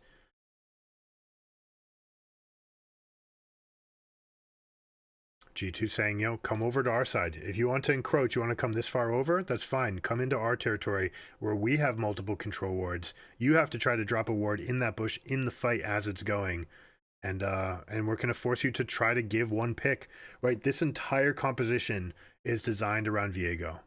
Everything's around Viego getting resets. You cannot be willing to just try to isolate your fight, especially if you're Rumble. It matters so much that this fight happens in a small area. For Talia's AoE, Belveth AoE, for Senna to be able to rip through AoE, right? You're an AoE comp. You don't want to be separating this fight into 2 separate areas because that's not how your team works. Now you are playing against the AoE from the other team, right? They have plenty of AoE damage, short of Viego. Kennen, Azir, Varus, it's all based on trying to get someone low enough for Viego to get that first reset, right? And then trying to take over, get those extra cooldowns. But now G2 is finally in the lead, and Belveth, is she going to be able to look at this Void Pit? It looks like they spent a little bit too much trying to get for a dragon that they did not need to do. 2 different times that Rumble was not in the best position for these fights. Again, showing a little bit of inexperience.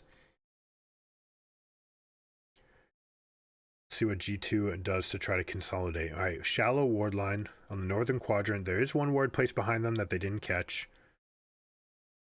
They're going to start moving up. Varus is going to feel very strong here, so they're going to start moving up. Rumble looking to take a wave and then move on over. But you see that the fact that they didn't get that bot lane outer turret means that any push that they create down there is just going to get rebounded back out.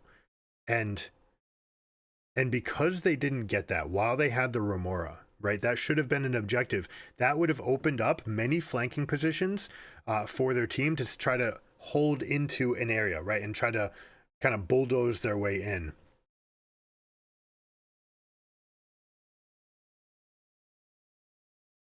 Curious what made Caps come back here. Nice little ultimate from Rumble, saying if you guys want to come through here, you're going to take a lot of damage. Belveth able to get that set. She's empowered now. Super dangerous.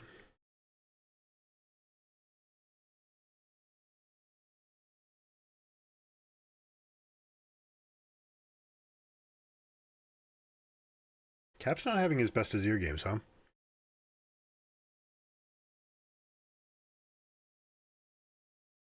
All right, how do they set up? Caps is going to respawn. They'd like to see them move inside out, right? Try to play for prio through mid. Definitely try to get this outer middle turret down. That thing is a thorn in your side. It is stopping all your progress as G2. The good news is if you can target this top and middle outer and get those down, then you can open up the map for yourself. Try to find better angles, especially for the Kennen. But as long as that that mid lane outer turret is available, it's going to shut off many of the avenues of attack for a Kennen that's looking to get that big teleport. You can't even safely get a ward out into one of those spots. So you notice that they haven't gotten a single ward onto the enemy beach, right? Nothing's there. Everything's playing on their side of the map, trying to give up the minimum, saying, all right, we're going to play for team fights and flanks later. Try to nullify this Belveth by forcing her into big team fights where she might just get caught up in the aftermath of all the splash damage.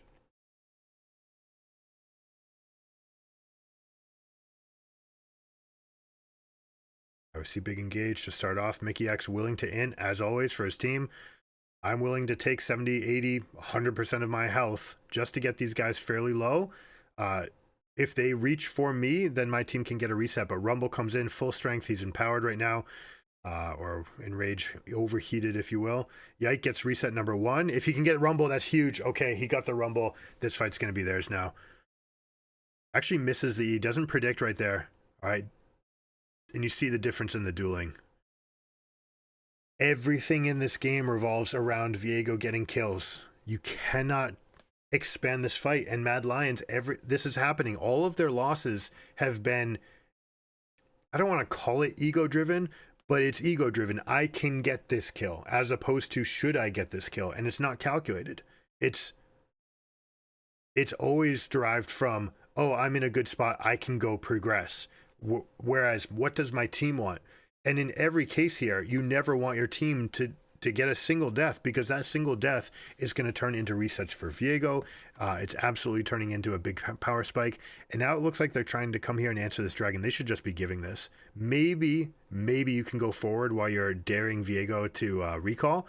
But Viego says, no, I'm healthy enough. New jungle, OP, I'm perma full health. And I'm just going to get this for myself. Then we'll take the recall, shop. He's probably got a tremendous amount of gold. It's got to be like 2,500 gold in his inventory. We'll see what he comes out with. Used to be that you'd see stopwatch here, but now what will it be? No, he ends up stopping recall to come over.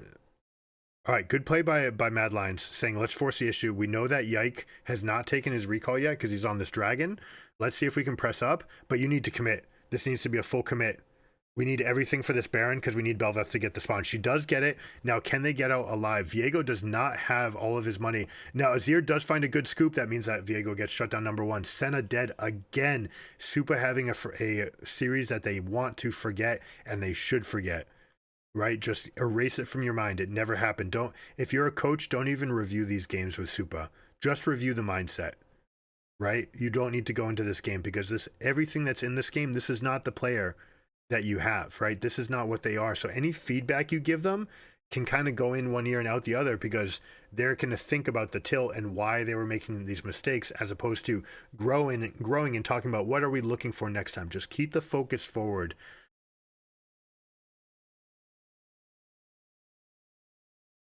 Deep breath for your carry, and probably give them a champion that they can be more supportive on, frankly.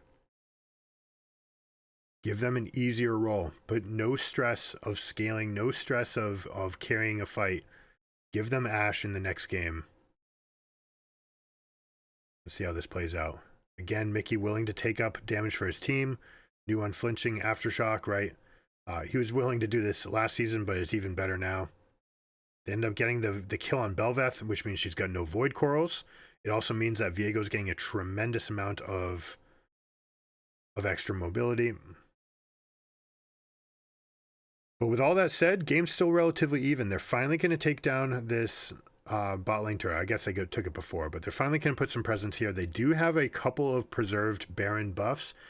I don't like the choice to go for this turret as opposed to top. The dragon's not spawning for 2 minutes 45 seconds. So getting this side, it's actually just wrong to take bottom relative to top here. Now, they may be saying that there's residual vision left from G2's contest, but Mad Lions was there first, so they had better first wards out. They also can have mid lane prio. They also have the Baron. You should be trying to take this top lane inner, erase that so you have the longest lane possible. So then later when it's time to contest this dragon for soul, if you even choose to do it, which you don't need to, you can let them give soul, especially if it means breaking another base structure. Instead, you're going to the spot that's in the favorable position for them, where they want to be anyways to help themselves contest this area. You want to force them to the top side of the map. And once they're up top, then you can try to spread the fight out again, move it back out, and then consolidate under your own terms. Instead, we just get another Senna death. Not to say that this wouldn't happen necessarily on the other side of the map, but a little bit harder to create those flanks with that huge notch that is in the new map on top side. A little bit easier to siege on that side. It's much harder for someone to wrap around you because they have to go so far around to get to you. And you can work your way into this area, try to control this line of vision, get a ward up here after you push mid. So the different steps would be push mid with 4, one person bring up the slow push, come together, move your vision into the northern quadrant, push mid again, use that prio to slide over into the top with the protection of all of the wards in the northern quadrant. But instead they go for this here. It means that they're giving the maximum. Yike actually stepping forward even before Broken Blade is in range. Saying like, no, I can get this. I don't need any more help to go forward. We've got the Senna. Scowy trying to turn around to get any amount of spells back. Azir with the teleport, forcing the issue. I love that ward that they stuck well in behind them. Allows them to get this flank angle, and they destroy this fight. All right, now we're getting in. So we saw face visual reactions, the visage changing before, and you saw the exacerbated, perplexed look. Now we're actually starting to get into the shaking mode where you start seeing them with their stresses taking over. This is something we could have told you was coming, and they needed to try to preempt the solution for, but instead now they're dealing with this carry that's not going to be playing themselves. They do get one kill right here off of the failed scoop. They flash over the wall. Is Viego going to be able to get anything? El Yoya doing everything to stay alive as long as possible, but that is it. He is dead. This game that is revolving around Belveth and Viego is constantly going in favor of the Viego, in large part because Senna is spending so much time early dead. Look at that attack phase. It finally hit. Funny, it's going at the same speed. So again, if we're a coach in this situation, you have to prioritize mental over strategy, right? Your team can go back to the thing that it knows how to do as long as they're confident, right? If they're doing it under the stress and duress of too much pressure and heightened cortisol levels, then they're going to do it because they have to, not because they choose to. And when you are taking actions because you believe you have to, then your risk assessment or your evaluation after you fail gets significantly worse, right? You end up taking that further plummet down because the thing that you had to do failed, and then you're like, I failed at the thing that I had to get right. And then you start thinking I'm worthless or I'm not good enough, right? When it's failing at the thing that you choose to do, that's okay. You can still make adjustments, right? But if they're still thinking about what they have to do and they're making stress plays, then you are basically opening the door for very high failure quotients where the cost of failing is just too high. All right, they try to rotate over onto Caps. I like this play. Moving over, they've got some amount of vision, but G2 has the superior vision on this side of the map. Mickey with the mastering of the lollipops here. And Frescow is going to be first to go down, which means we're going to get more Viego resets. And the Rumble ult is really nicely placed, but Caps flying over here trying to get to the back line. Merwin can't really do much. Rumble is a useless champion when you're running away. You have to be going into the fight. And this time Supa's like, just don't die. Okay, well, also just don't contribute. And G2 takes this one. I am predicting that this is going to be done next game, just with the way that this play is going and the way that we're seeing the mannerisms. Like, you can see it right there from Alvaro, just licking his chops. Like, I don't know, like, it almost seems like he's pissed at a teammate. Like, something is very, very wrong with their teams. And Elioya sagging in his seat, right? All of these things are indicators of a team that is very stressed, right? They should be loose, even in a loss. Like, find a way to think about what's the next right thing.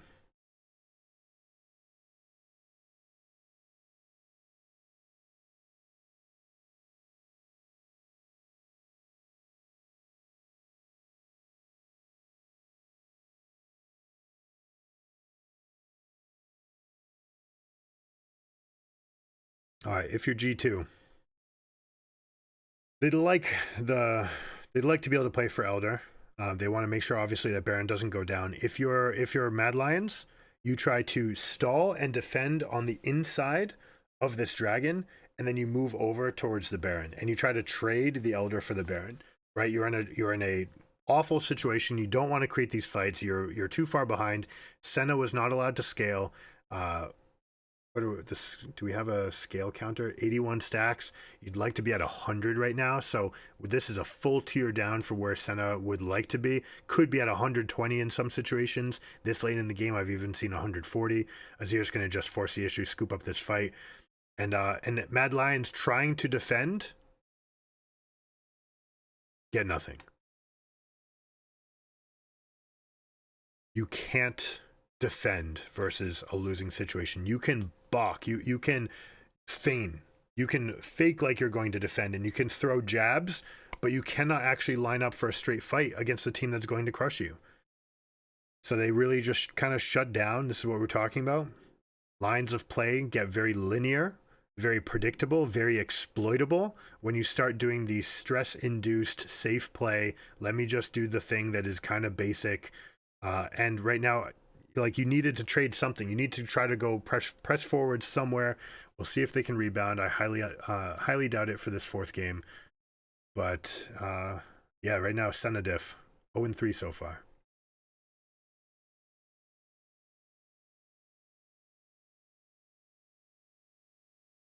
All right, 2 minutes and then we'll get into game 4.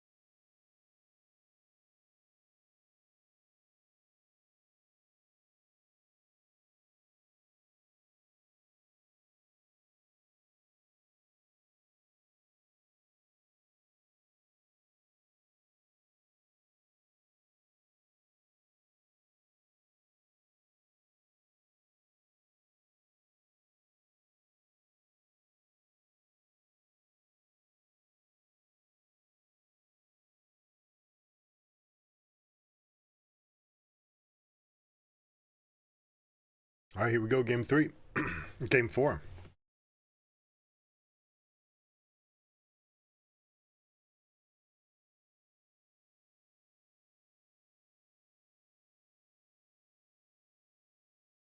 All right. We see another Senna trade for Varus. It's been pretty cursed. If there's a way for G2 to lose, it would certainly be this.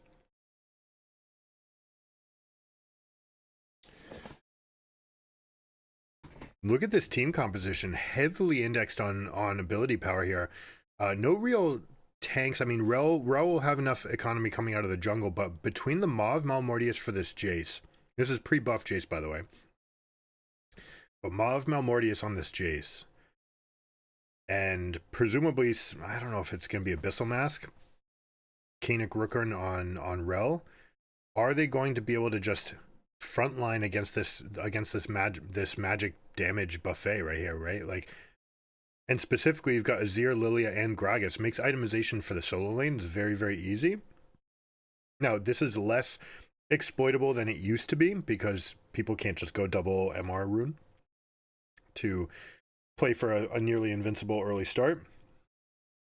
All right, we have been seeing the Senna lanes getting the priority early against the Varus. Slightly stronger. They have a little bit more residual fight at level 1. Varus wants to get that combo out. And really at level 3 is when he starts taking it over because Senna has a blank spell for combat. Senna should be able to move forward. We do see a contestation for this, though. I'd like to see the bottom. I mean, getting a little bit of a Gragas versus Jace showdown here, but I really want to see what's happening with the bot lane prowess. It looks like they actually, so Varus Alistar actually rested it away. Now, this is something we haven't seen much of, but Alistar's stats right now are strong enough to just get the pulverize and flash on top of your enemies and just use those stats to just take a fight early. Now, the rest of the fight goes poorly, right? You can't do anything else. There's nothing left for you to do. And the whole time, presumably, Senna is dealing max damage to you. And you don't want to get her those free stacks because it changes her ability to get back in the game. Now, here we have a slight deviation where Yike went for a ribbon clear, which is where you go Raptors, Wolves, Gromp into blue, and you start for the reverse clear. This is a very popular path, especially when you're blue team, to try to get to the Void Mites at level 5. Hold on, they're going for a dive here. Oh, they can actually take the maximum. That's Aftershock, means he stays alive. The fact that they don't get this kill is actually huge for them.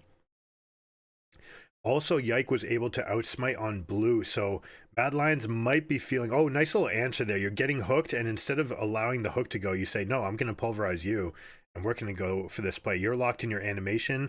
Beautiful answer by Alvaro.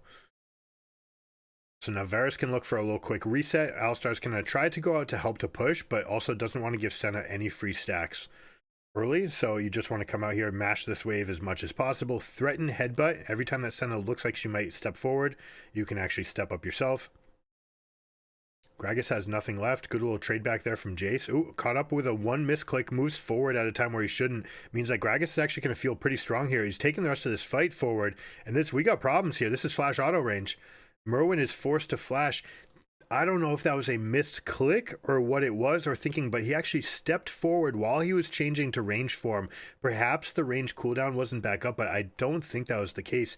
But ends up stepping up back into the range of the Gragas, and Broken Blade, props to him for seeing it, recognizing the mistake and stepping up right away to punish that to the maximum. Means you get the flash, and this matchup where you're supposed to end up hemorrhaging a little bit early and then using your cooldowns to try to sustain your way back up ends up getting a tremendous lead.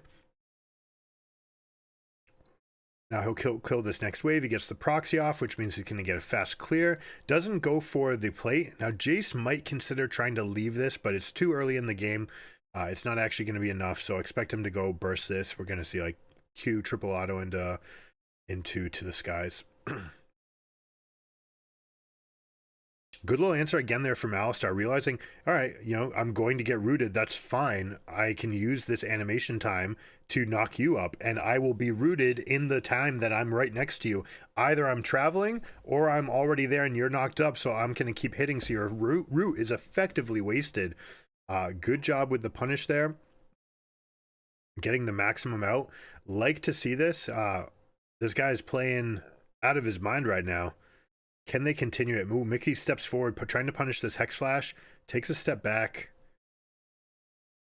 Oh no, waits for the emote. Catches him in the emote. Pulls up. They're baiting. Who's baiting who? Rel's coming in. But we see Hansama getting to unload, but it's not enough. Varus is always going to win this damage trade. Level 4 especially. Hansama gets a few extra stacks, but this is how you would play against Mickey. Try constantly bait to see if you can get him a little bit too far. See if you can get the wild side to take over and be stronger on the collapse, which is what they are this time.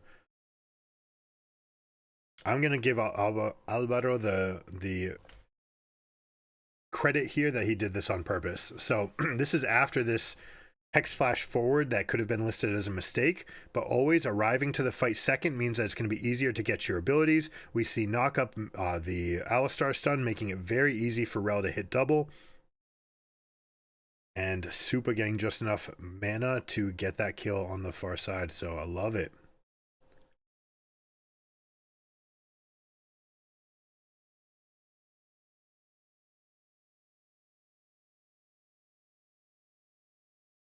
$1.3k gold lead. Can they turn this into more? How are they going to try to stretch it? They have a decent siege and decent poke comp with Jace, Varus, and Talia. So the cloud for the extra rotations could help them a little bit, and specifically the Void Grubs are going to be very important for them in general. Because you want to get into these sieging situations. You want to get into these pushing situations. I don't like that they're actually putting Rel Alistar down here.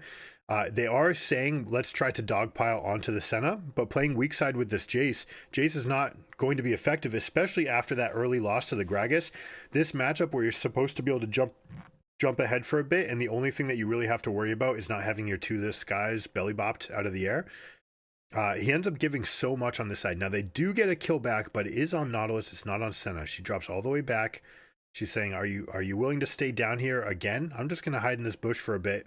Let you guys spend all your resources up here while Lilia goes for a full counter jungle. We kill the Jace. We proxy a wave. Wave is dying under his turret again. And we're going to have inside track on the Void Grubs. Now, not super important for them themselves that they get it, but they absolutely do not want to give 6. So expect Lilia to try to poke one Void Mount out of both of these spawns, but not prioritizing it at all right now, unless I just didn't see that she already caught one. If she already caught one, it would still show up on the map and we wouldn't have a visual for it because the observers are not tagging the Void Might spawns, as far as I know. But we'll keep an eye on this. We see the spawn for a moment, but look at this awful wave situation. This lane is frozen out against you versus a champion that from this point out completely counters you. And like, how do you ever approach this wave?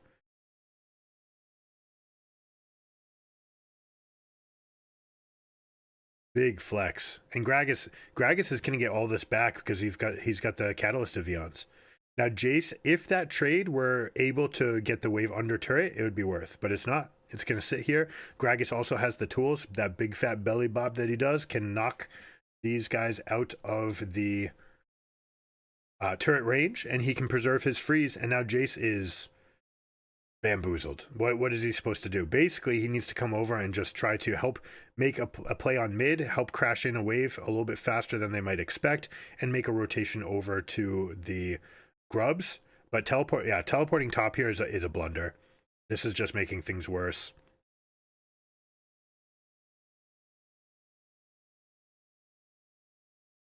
Like, what do you do here? You got a minimal shop off against a champion that's already in a position to counter you up 2 levels, can take everything you do, completely ignore you, and still win. He's trying super hard to get this thing in, but like, conversely, they could have taken this and turned it into Grubs, try to get into play for their comp. They're a poke comp. Every team that's poke would love to have Void Grubs. Every team that's team fight would like to have Void Grubs. Significantly more than Dragon, right? I understand that they want to play around bot and they want to try to punish the Senna, but if they are not able to get this kill, then she's just going to be fine. Not only fine, she's actually just going to be winning this trade now. Flash is out. gets out of the bounce house and is able to get a full impact ultimate off. And you see the effect here. This Rod of Ages isn't even stacked, guys. This is only going to get worse here. Mickey inting for Hansama. But buying 5 seconds for Hansama. Legit strategy, by the way. You die so that they don't have to. Sometimes you also don't need to die, which is where Mickey gets some flack. But look how strong the rest of the team is, right? Hansama playing aptly safely. It's saying, okay, you can't do anything. We are winning by so much on the top lane that as long as I don't lose by that same amount or more in bot lane, we're good, right? You can take it. We're fine in mid. Lilia's going to have access. It looks like we're finally going to get a void grub. Now that we can't get 6 voids, they're just going to go and tap 1. Maybe she doesn't even do it. I expect her to do it. Should just be a 1. This is going to be a single isolated damage under 1 void, I expect. In fact, coming over says we've got to pick on to Frostcowie. We've got the E into the no R. Good enough. Jace trying his damnedest to get out of this situation, but every spell that Gragas casts is eternal, right? So he's gaining more health. Plus, the Rod of Ages is stacking. Plus, he's got his passive. So he is just at this like nigh invincible state without even buying an armor item. And then once he gets what I assume is going to be Cosmic Drive to make sure that he's the most mobile in these fights and having the most cooldown. Oh, no, they didn't get hit by the tap of that, but that's enough. Lilia's got the rest. They try to force this out through the Gragas. I don't like it at all. I don't like the way that they're going about this game. They're trying to dogpile on the Senna. Good answers by Senna. They're using the minimal amounts of resources. They're just using Nautilus. Nautilus has died 4 times so that Senna didn't need to. And that is enough because they're taking that much more on the other side. It's not always in kills, right? But they're getting more and more and more. This is becoming an increasingly big problem for Mad Lions. And the fact that Senna has not dropped a stack yet means that she is going to be much stronger going into this middle game than the Sennas in the previous 3 games.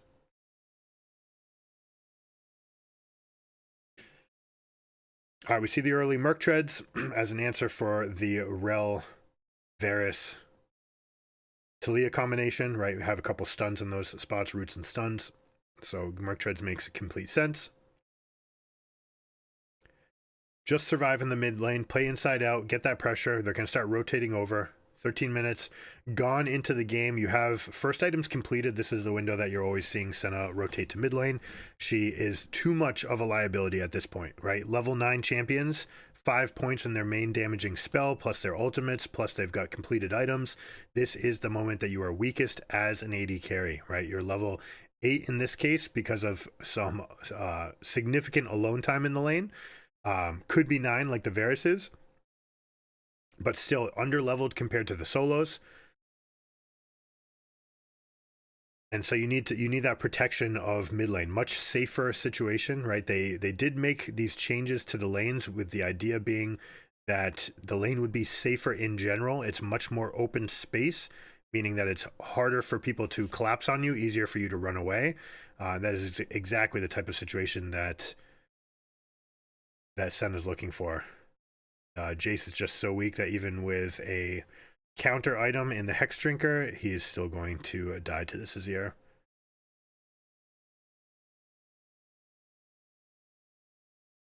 Was that full gold value? I'm surprised that Jace is actually at full gold value based on how weak everything is going. All right, they do get the Rift Herald.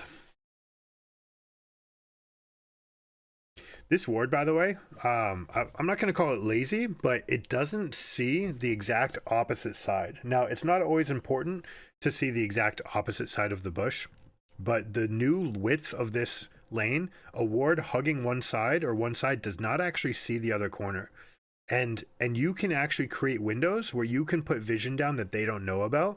It's not always the most useful because if you're putting it down, it's also not seeing theirs necessarily. But it can create some windows where you can rotate through that area. Right now, they opt to use a control ward in that bush to turn it off. But when it's pushed that far back, you can actually rotate through that bush and create potential game-breaking ambushes because the enemy team has no idea that you're there, right? They think they know, and that's the most dangerous kind of knowledge, is false positives, right? I know that they're not there, right? I know it. So why would I ever think about what comes next in case they are there? You can catch someone completely unprepared and unaware. So what I would like to see them do is use this Herald proactively, rotate around the map, turn Jace into the same role that Senna was just playing, which is back off, die if needed, lose the minimum, get some waves, step back, don't lose anything else, right? You see how comfortably back he was playing. Lily is actually rapping on him, though, saying, like, we're going to take it to you. And this is with Maw. This is through Maw of Malmortius. They're still able to get that huge chunk of damage.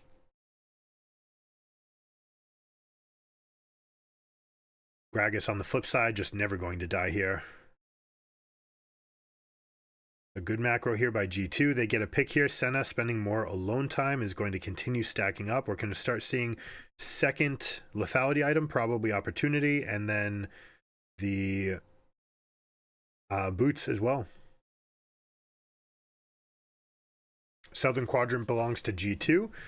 Nothing for them to get here. I don't like that Mad Lions is even posturing in this position at all. They should be going straight out to mid, playing inside out, skip over this vision. Maybe they're trying to check on red buff that they don't know, although they can assume that it's been stolen. I don't think that they had perfect information that it's gone.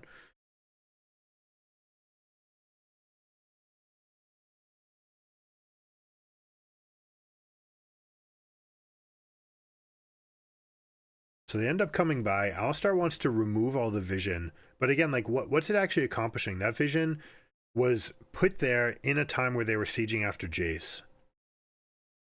Yes, you can get something back by overtaking it and preparing for Dragon. Make sure that there's nothing behind you, especially with double teleports available, especially when it's someone scary like Gragas or Azir that can knock someone important into the middle of a fight. So I understand why they want to do it, but most likely you're talking about those wards going to be elapsing anyways. Might as well just skip ahead and get your own vision line forward and say, we're going to play forward. If you teleport behind us, we will play through you, because this is, after all, the portion of the map that we were strong. We did get this turret down early. We can get these wards down. I like the position that they have right now. This.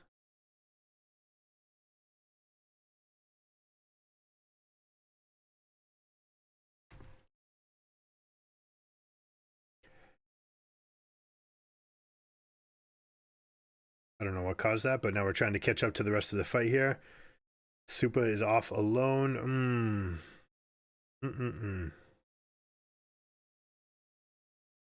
Gragas feeling really strong. Oh, beautiful engage there. But, oh, the clicks are wrong. Rel goes forward as Talia goes backwards. A miscommunication with the team spells doom for them. That would have been a perfect engage if they could have gotten their wombo damage out. But instead, they could not.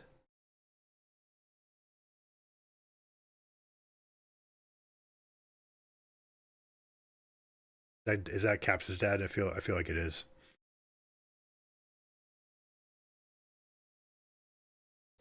What would you do here? Secret call out. Hashtag strat chat. You can put 2537 in the comms. What would you do here if you're Mad Lions? You're down significantly. Your back is against the wall, and this is for the championship. There is no next game. You have to win. Now, if I know what you're doing as a coach, you're assuming there's game 5. You don't spend any time caring about the result of this game, because there is only one result that matters. If it's a loss, it's a loss and it's done. You should only be spending time thinking about what game 5 looks like. What are the adjustments that we can make? It should be nothing about cheering your team on right now. It should be everything about what is working, what could be working for the next game. How can we approach this next one so that we can have some semblance of success? After these 3 games this game had some windows, although, again, like this whole pressure of trying to play around Senna versus playing through the Jace that needs to try to snowball that matchup. They end up putting all their eggs into one basket. Han Sama just backs off and there's nothing left. So will they adjust it for game 5 if there is a game 5? I like that Talia's using the knockback, pulling the cannon into the turret range. It's the only way that you can combat against it. Any champion with a hook is looking to do that. Mickey X pressing forward, willing to take damage for his team. Look at how he steps up. It forces everyone else back. All right, so if you're stepping back and you're not actually fighting there, you have to let this go. You have to let everything come back. Don't even fight this. Accept that as a pick. Say that that's an Azir cooldown. No. All right, they're trying for a follow-up, and they look at all this damage trying to come up, but they're down in levels, right? Their whole team just, it feels like they deal no damage. It felt like everything came out, and they only dealt 40% of the damage on G2's side. So just going to get walked over right here. Broken Blade having a hell of a series. This guy played great. Did get a little bit gapped by Yasuo, but also had his moments on the Akali, right? So it's not even like his game where the enemy player was strongest. It's not even like he was that bad.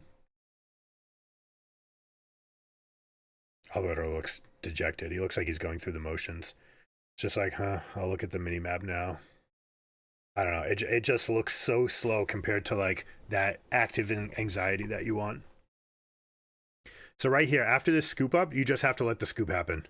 Supa, again, stepping too far forward, needs to be willing to loose the arrow and to just get himself into safety. Can't put yourself that far forward. It's kind of been the narrative of the series. Constantly in Risk's way. Now, you know, you have to be on that edge. You have to be dancing that line.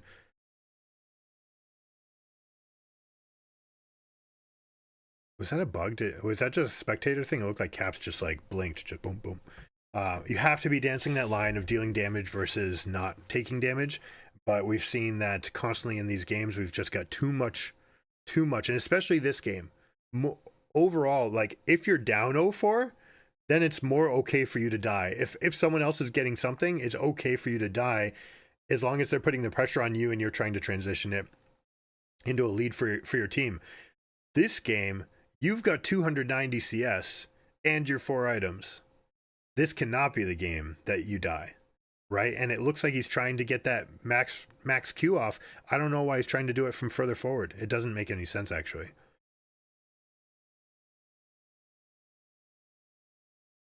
So Supa, if you're watching, keep your head high. You're a good player. You can do this. You can do this, right? We need Supa. We don't need Super Supa. Play within yourself. Keep your head high. I'm talking like it's over. I assume it's over from here. We're talking about 6K with a broken inhibitor. We're going to start seeing pushes in mid and top into the dragon. But if you're Supa in this game, hold your head high. It's your first run, okay? You guys did great to get here. It was a hell of a ride. You played some awesome series to get this far. Elyoya should be pumped. Don't get too down on your teammates, right? You've been here before, they haven't. Help to lift them up. Show them what it's like to lose gracefully and learn, right? You have winners and you have learners. And in this case, the worst thing you can do is kind of panic and overreact to the spot where you make rash decisions and you don't actually learn. Take your team. You feel good. We got this far. We're in a good spot. Our team is good. We can do a lot of good things together. Let's build on it.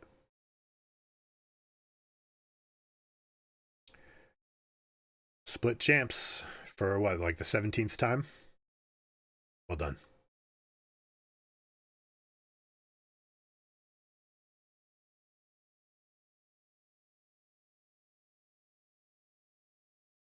All right. We have time for a game? Yeah, we have time for a game. I go pick up the kiddos shortly, but that was that. Hopefully you guys enjoyed it. Patch. This was hilarious. The 10 minutes that this guy spent. It was from like 1908 to like no. I think it's before that.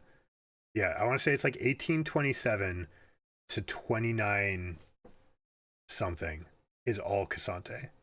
And it's all about like what they're trying to do to create this champion.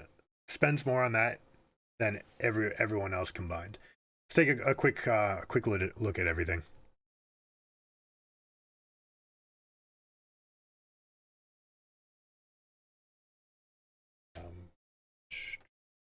Excuse me while I do this. Patch 14.4. Okay.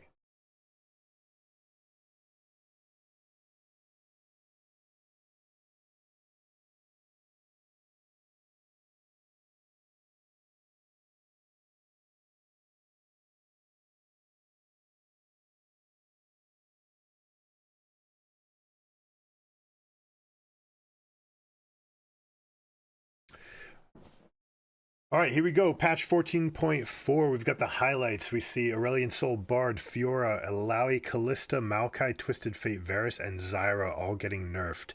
Buffs to Ahri, Jace, Kaisa, Lulu, Renekton, Soraka, Thresh, Volibear. A couple changes, big changes to Rek'Sai and to Cassante. A small change to Smolder, and then some system changes. Hullbreaker's not going to work with Urgot at full power the way it used to. A couple changes to items, so let's take a peek.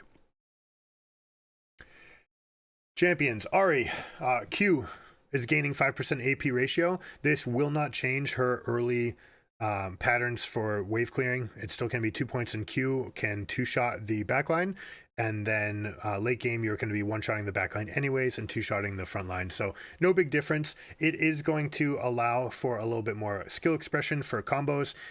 We've gone over it before. If you're an Ahri, I'm going to just draw it on the screen for a little bit. When you hit your charm and they start walking towards you, most people will then immediately throw their Q.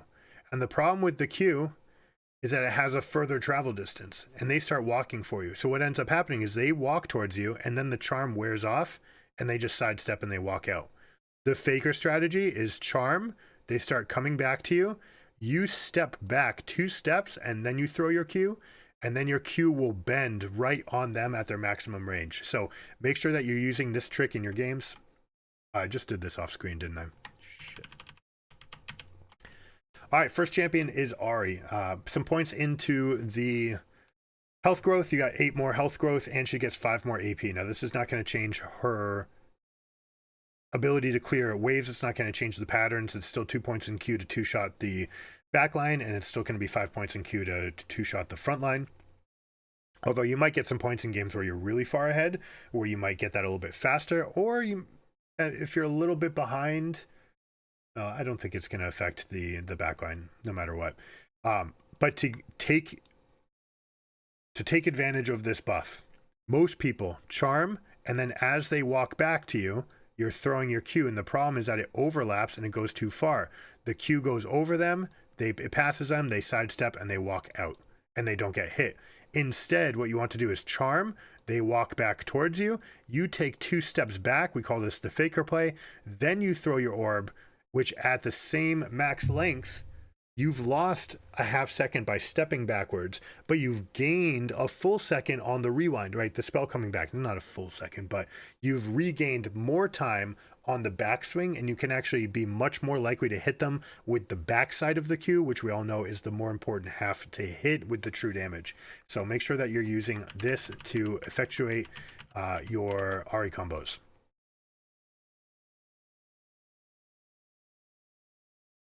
Aurelion Sol, frequent in depth about how it's good to give up 1% in power, aka buff Aurelion Sol by 1% to gain 2%, 2.5% player base.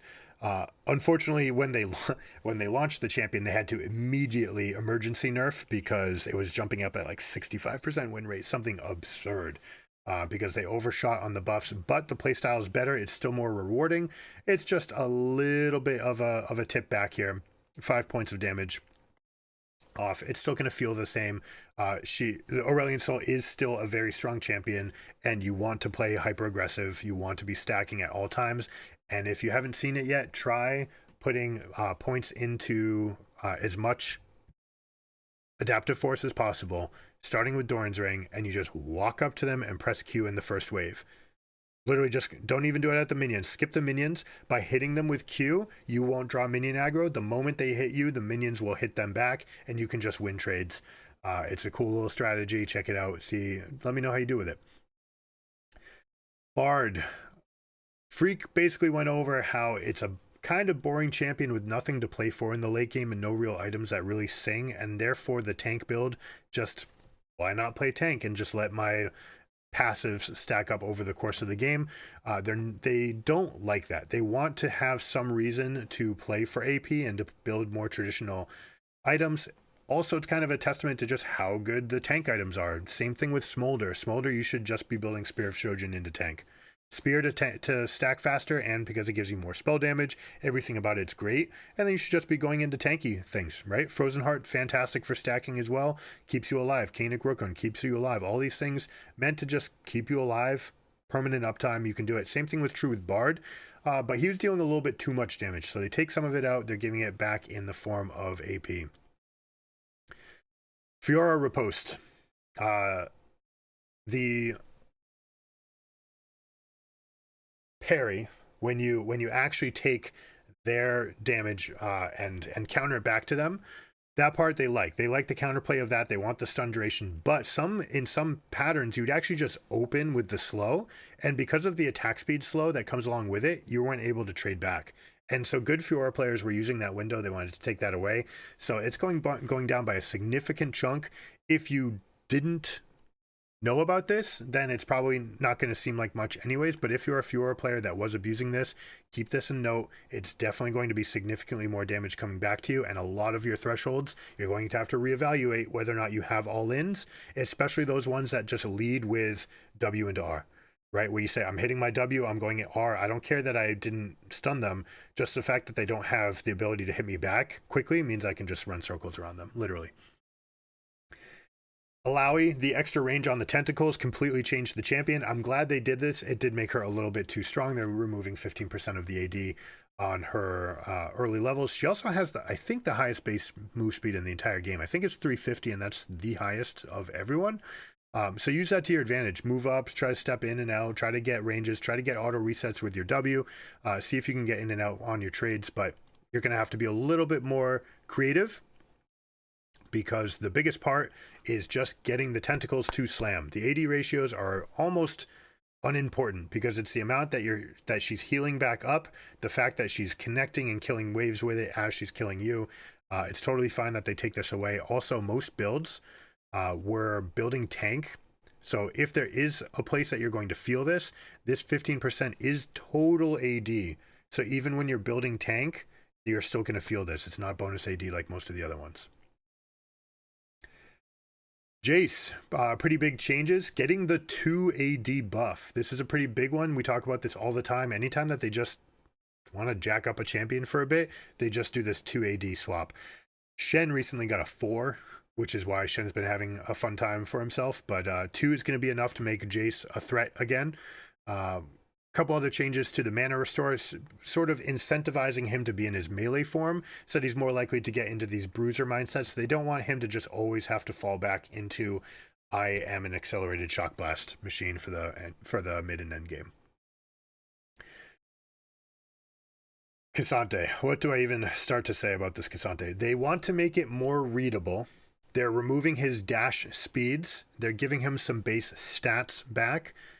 They are making it so your W, now you only get 1 essentially during your all-out timer, so you have to make it count more. These are the essences of what the changes are doing.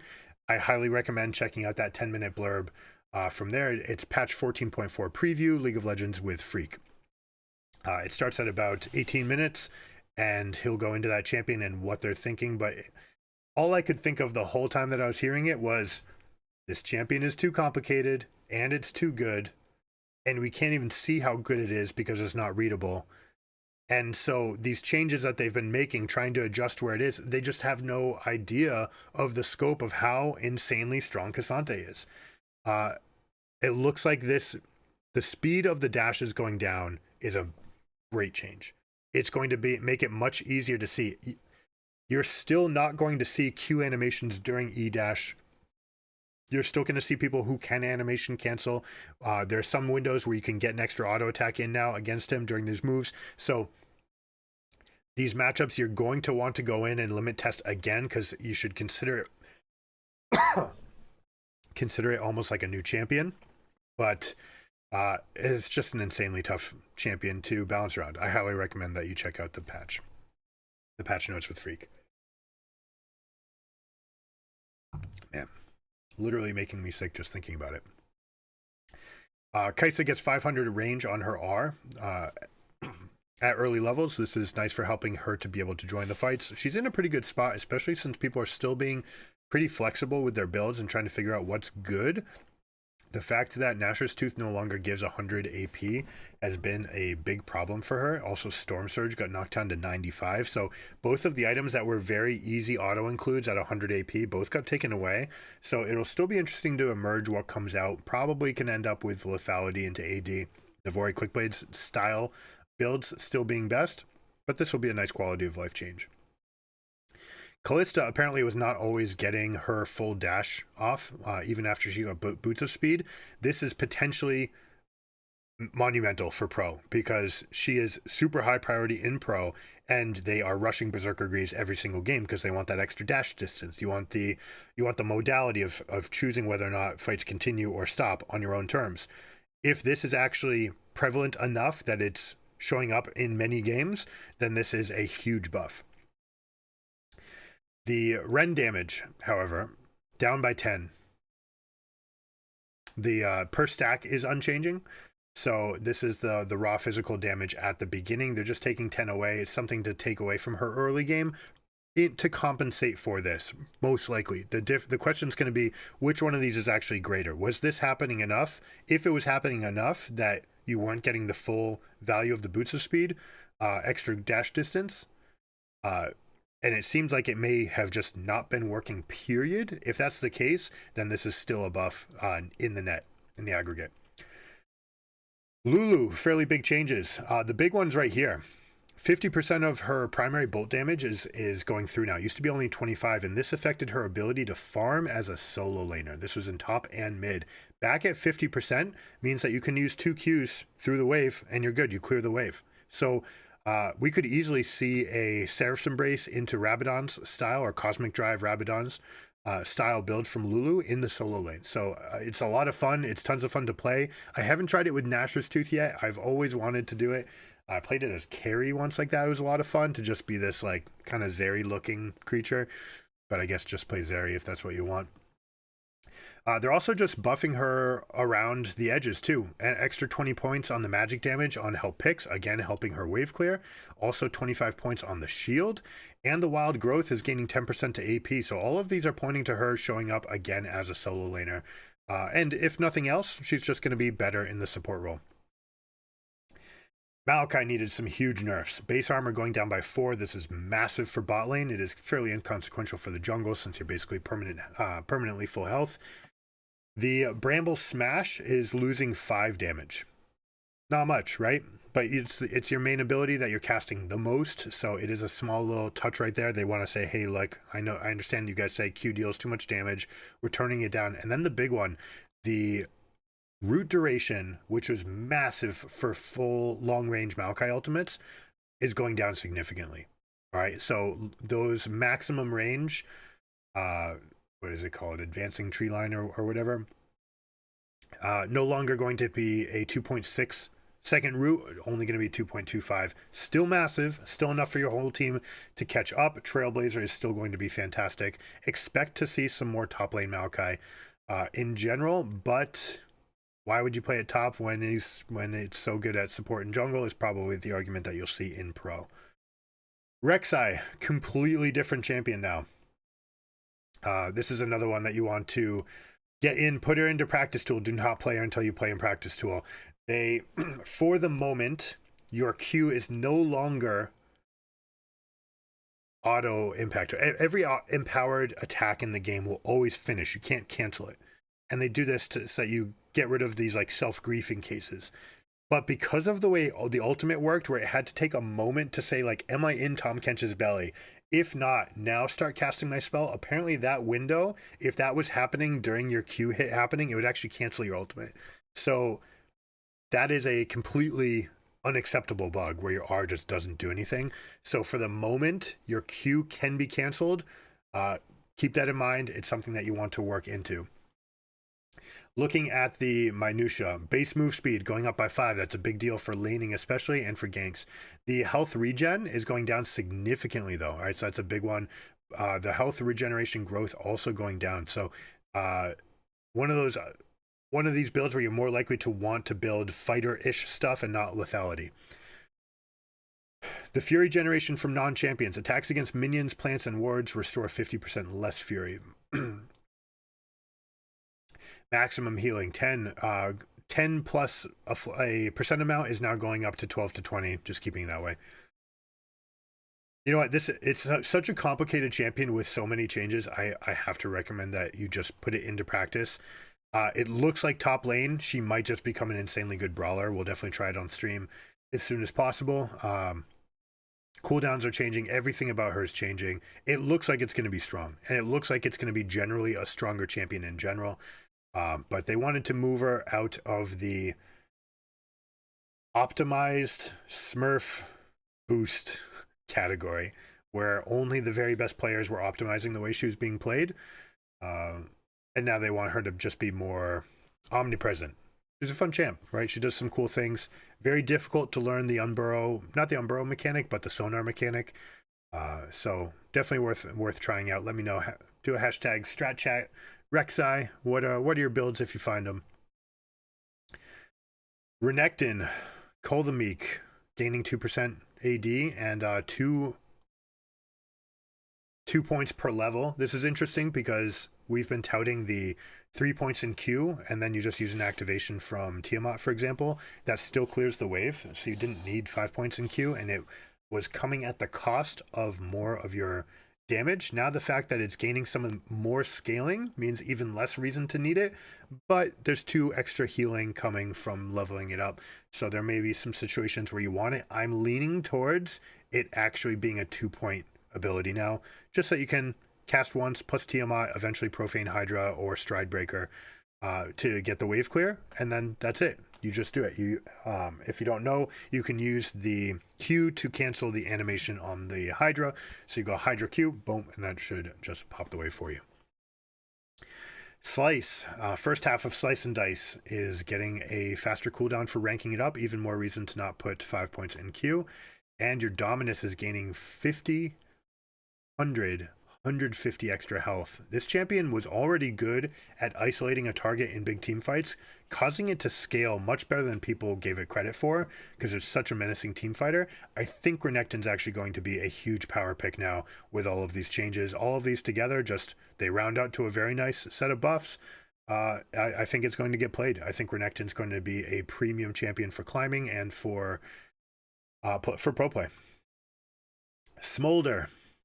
I take big issue with the presentation of this. In the patch review, Freak talked about people are actually finding that the optimal build is Spear of Shojin, Riftmaker, Landry's, and sometimes Iceborne Gauntlet, and just playing tanky and not playing Marksman. While that's something that we want to embrace, that people are playing it that way, we do also want to give love to the people that are trying to play as a Marksman. I think they should just take the L that they designed it wrong. I'm going to say wrong because you shouldn't be trying to design a Marksman and then build the kit. You should be trying to design fun champions. And the idea that we'll talk about their vernacular, the fantasy of a fire-breathing dragon is much greater than the fantasy of a Q reset Marksman. Right? Like, that's not a fantasy. That is not something that you actually aspire to play towards. Be like, oh, I'm going to play this champion because it's a Marksman that has a Q reset, which lets it feel like I'm getting 2 auto attacks off. That's not something that people yearn to want to play. But the idea of I'm spitting fire, Elder Dragon, everything going crazy, like, yeah, that's great. Anyways, I just wanted to take a note. What do you guys think about that? They are nerfing the Q slightly, the stacks. I hate this change in general because it's less readable. 67, trying to make it so that you need to get to 200 stacks before you have 3 of these extra fireballs, as opposed to getting 4. But you will get your extra fireball a little bit sooner, so it's a little bit easier to stack your Q. So there's a little bit of trade-off there. In general, I'd rather things just be much more consistent and readable.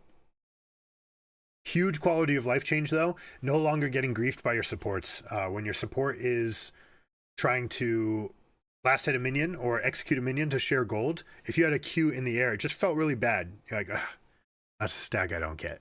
right? You're like, I'm stacking this thing. Please use that on the enemy champions. I'm a lane bully. I'd like you to put everything possible in their face so that I can achoo, sneeze on them, and then put spells onto them as much as possible. Speaking of achoo, this was the dominant line. There were lines with 3 points in W for maximum W damage, and then putting points in Q. I don't actually find that was actually best. 1 point in W early and using it early and often to hit them in the face, yes. And then continue to hit them with other spells. Use your Q and your E. Most people are happy to sit back and use their Q for last hitting because that's what they've been conditioned to do with Nasus and with Vhagar. But this also procs off of hitting them. So going up and walking up and actually cueing them in the face, right? Using your E, for example, walk up, hit, auto cue, then step back. You got more stacks than if you had just cued a minion. And you dealt more damage to the champions, which is going to effectuate and influence the lane experience where you're able to jump ahead. Anyways, they do want to reward, in Freak's words, the fire-breathing playstyle. So they're giving you incentive to put 5 points in it now because instead of getting a half point off the cooldown, now you're getting a full point. That is the big thing that he was talking about. But look at this. They took 20 points off early and they put 20 points on late. They also changed the ratio. You lost 15%, so it's less incentivized to go towards the Riftmaker and Landry's avenue, which in general I'm just not a huge fan of, but they move it into the explosion damage. So they're giving the 15% back, but saying, hey, it's more about when you hit, not just hitting the minion, but the explosion of hitting a champion. We're going to give some more ratios to this. This is making it so that it's more likely that we want these more points into the W. I don't like the reason for why they're doing that. I think they're trying to continue to build a marksman as opposed to just making a champion and then letting people discover where they want to play with it. And then big change for Mom. She used to die if Smolder died. She just wouldn't come to help anymore, even if you were mid cast or full cast. Now when you cast it, she will resolve, which is a big deal because she goes like 2,000 range. So you want her to be able to affect everyone and pick up those occasional little Krugs on the far side of the map that you weren't even aiming for. Soraka, bonus move speed up to a massive 90%. This is the passive when you're moving towards people that are low health. Star Call, going up by 10 at every rank. This is just massive for her sustain in lane. This is a spell that you generally want 3 points in during your laning phase, sometimes 4. I would not go 5. It's too important to start getting points in the heal, but when you're in those lanes that you want to dominate, absolutely get 3 points in Q and start kicking some butt. Equinox, fixing a bug where it actually sometimes wouldn't silence right away, which is a huge problem. Now it's working as intended, supposedly. And they're giving 10 seconds back on all ranks of the ultimate. So massive Soraka buffs. She should show up as a lane dominant support now. Speaking of massive buffs, we have Thresh. Everything about this champion getting better. We're getting 3 armor. We're getting base damage onto the ranks on the flay, up to 20 at maximum ranks. It is the spell that most people tended to max last. You tended to put like 3 points in it for lane phase. You would certainly get it first, but then after that, it's less important than having lower cooldowns on your Q and on your lantern. So in general, this will affect the end game more than anything else. But also this little spike right here, 10 extra points during the lane phase is meaningful. And then a 20-second buff to the ultimate. So a Thresh, again, they're trying to mix up the meta. Time to move us away from the engage supports that they dictated would be the most fun to watch at Worlds. They need to slowly get us out of that system. They're preferring to do it by buffing other champions, which I like. Twisted Fate was way too strong. Hopefully you guys got to watch some of the games. We did everything. We did everything from Manamune and Roa together to Manamune into the AP builds, into just full AP builds, Roa into AP. What about Rapid Fire with Lichbane just the way it used to be? And then ADTF with Kraken Slayer. Ultimately, these goals are going to knock down the AD build, and especially the time to kill, the burst damage is going down. Time to kill on your opponent is going up, your burst damage is going down. They're taking away 15% of the AP value on Twisted Fate. pick a card when this was giving you an opportunity to deal 200% of your AP in one attack. Between the ability, the Lich Bane, and the stacked deck, that was too much. It was too much. So they wanted to take some of that away. Most times you're not casting blue cards. I wish that they would put it here because it was a chance for skill expression. But in those times where you're just mashing W for an auto reset and you just got blue card and you got rewarded with extra damage, this will be significantly less. Stacked deck is also losing 10% of its AP ratio. It's still going to be a strong champion, still super flexible. It's going to be very good. The attack speed growth also going down. This is a big deal for his end game AD build. You're not going to have that Gatling gun where he's just throwing the cards full speed anymore. Varus, remember we talked about it? Just the simple nerf. We just need it to take a peg down, losing 2 AD. This is massive. This is probably going to take him out of that first prio pick ban status that he's in. This is a tremendous thing. Like over the course of the game, you're attacking 1,000 times. So this is 2,000 damage from your attacks over the course of the game, plus all of the ratios on your spells. So Varus is going to take a huge step down. Volibear, fun little changes. My favorite lightning bear in the top lane. Building the AP is a lot of fun with Riftmaker in particular. Bonus move speed is going up by 4 per rank, or 4 flat for each rank. That's doubled when you're moving for them. So that's 8% extra. I'm basically 24% total move speed moving towards them. That's fantastic, and that's enough to solve some of these situations from champions that could kite away from you. This is the difference between catching them and not catching them, so it's absolutely massive. Sky Splitter also going down in cooldown. This is going to affect his jungling a lot and his early level 1 laning, because he used to use this to gain prio. A lot of people didn't realize that Volibear actually had a really weak level 1 and 2. It's only once you start getting points in your W that you actually start feeling this more, feeling how strong he is, and he was best from 5 to 10, right? That was his his heyday. 5 maybe will go as high as like 13, but after that point, Mark's been getting on 2-3 items. Volibear is just washed off the game. But now you're gonna have a little bit stronger of a laning phase, easier to hit people with Q. You get a couple extra E's during the lane phase. They're taking away extra duration, 1 second off the turret, which is actually pretty big. That's 1 less attack for everybody that's coming in to make plays. The cooldown is going down by 30 seconds, though. That's tremendous. So my personal favorite thing to do is to grab early Boots of Lucidity and parts of a Riftmaker, and at level 6, you just trudge down bot lane, you use your Q, you go ER under the turret, you turn off the turret, and now with this 130-second cooldown, and you teleport back up into top lane after you get your double kill, now with 130, you're not going to feel like you're useless for the next 2.5 minutes. All right, now it's just useless for 2 minutes, and that's not as bad. They're changing it from crowd control immune to unstoppable. The biggest case I'm looking at is whether or not this will still, if Camille will still be able to trap him if he's already casting it. I'm not sure what this interaction is meant to target, but it's worth noting that it's there. Zyra still OP as a support. Zazax is absolutely insane with the burn. It's just access to too much. They are over buffing the jungle though. This champion is absolutely elite. I think it is the #1 jungler in the game. Significantly faster than Brand, much safer than Brand. You can deal just as much damage, but it's doing it from further away and not having to use Ghost just to get in range of casting a Seer. The plant damage is going down by 4, but bonus damage to non-epic monsters. All right, so when you're in the jungle, just clearing camps, this is meant to be for solo lane Zyra, picking up the occasional camp, or for jungle Zyra. It's going up by 20. We are going to see Zyra's coming out of the jungle fast enough to take your 6th camp. They're going to be on camp number 7, taking your Gromp, right? Instead of you. That's how much faster she is than everybody else right now. And on top of that, she's going to be coming out of her own jungle, sometimes sub 3, depending on where the seed spawn. If you get perfect seed spawns, you are already coming out at about 304. All right, 304, 305.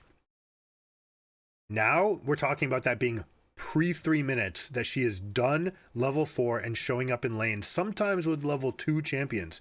So this can be a significant problem. This is a problem. You should be playing jungle Zyra. Learn it. It's very good. I put 3 points in the Q and then start maxing the E so you have longer root duration. Q being important just to help you with your clear.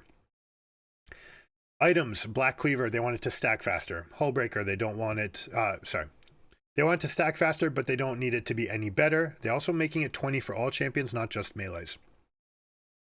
Hullbreaker is now an on-hit item instead of on-attack item. This means that Urgot should not be able to abuse it. Still good on Urgot, but not abusable. Ravenous Hydra has been the weakest of these, but now they're getting lifesteal on the cleave. Stridebreaker might be too strong, but they're cleaning up some of the edges of this, and you could really feel it when you played it. Passive movement speed is applied as soon as you deal damage instead of after a short delay, and now functions even if the damage is shielded, which I think all damage in the game should work that way. Active movement speed now properly decays over the full 3 seconds as opposed to 0 to 1.75. This was not listed, and you could feel it. You're like, man, I'm supposed to be faster for 3 seconds, but it's almost instantly that I don't get it. Now you should be able to actually stick around to actually stick to people with your Stridebreaker. Terminus, same as Black Cleaver, they want it to stack faster, but not be any stronger. Support items. Support items are completely broken. It's the strongest role in the game by far. You get your first quest at 150, not at 208, a little bit faster. The stacking time is a little bit slower, so you shouldn't get these games where supports are just tremendously stronger than their counterparts in the lane as early. The slight changes to the things, the Blood Song finally getting nerfed down to 5%. We said at the beginning that this would happen. Solstice Slay taking a slight nerf, Zazax as well. But getting more of the percent of their health damage. So an indirect buff to the same Zyra that they thought that they were nerfing, they're actually just giving it right back. So Zyra support still going to be OP, Zyra jungle absolutely out of this world. Lost chapter items all getting 5 extra ability haste. Lethal tempo worse in the early game, better in the late game. Grasp of the Undying, these are just like tooltips where they're helping. Fountain regeneration, if you've noticed, health bars and mana bars, it's looked like this. Mana has been refreshing very, very quickly. Health has been slowly. They're actually giving some love to the health regenerate. Your tethers used to be coded a certain way. Basically, all your tethers are now going to break the instant you leave. So those moments where you used to be able to flash follow on Nocturne to stay in range, you can't anymore. And that's big. They are apparently going to look at all of these champions to see if that gets affected, but it essentially used to have a 1/8 of a second window where they could flash, you could reflash to follow, and the tether would remain unbroken. That won't be there anymore. In theory, that's what they're trying to do. Red side camera adjustments. I actually don't know what this is. They say the offset, red team offset camera option has been adjusted to move more vision. I'm unfamiliar with this. I've not actually seen how this works differently. If you know, please tell me in the comments what this is about, what this actually means. ARAM balance changes, we don't care. The LP changes, going back down to 25 from 28. Quick play is going there. Clash Shurima Cup.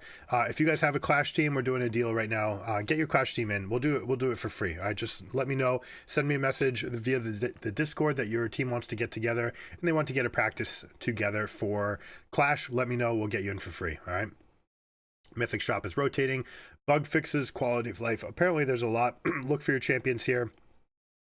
Some of it has to do with quests and small things. Normally when they're big, they tend to go into the champions, but make sure you check for your champion here. Porcelain Protector Acel. I expect this to be one of the best received skins ever. And then Victorious Tryndamere is going to be great. These porcelain lines are always kind of interesting where they end up going. I just don't see Darius being this porcelain knight, but I don't know. It looks kind of cool. Prestige Porcelain Kindred is going to be fire. It's going to be so good. And there's the Victorious Tryndamere. You're going to get chromas based on the rank that you achieved. So that's that. I thank you guys. My voice is done. So that's it for me. I'll catch you guys next time. We'll be live again tomorrow, Friday, doing Fast 5 reviews. Bring your game reviews, 5-minute clips, and we'll go over it, how you can change the scope of your game in just 5 minutes. All right. Thanks for watching. I'll catch you next time. Keep it surreal. Peace.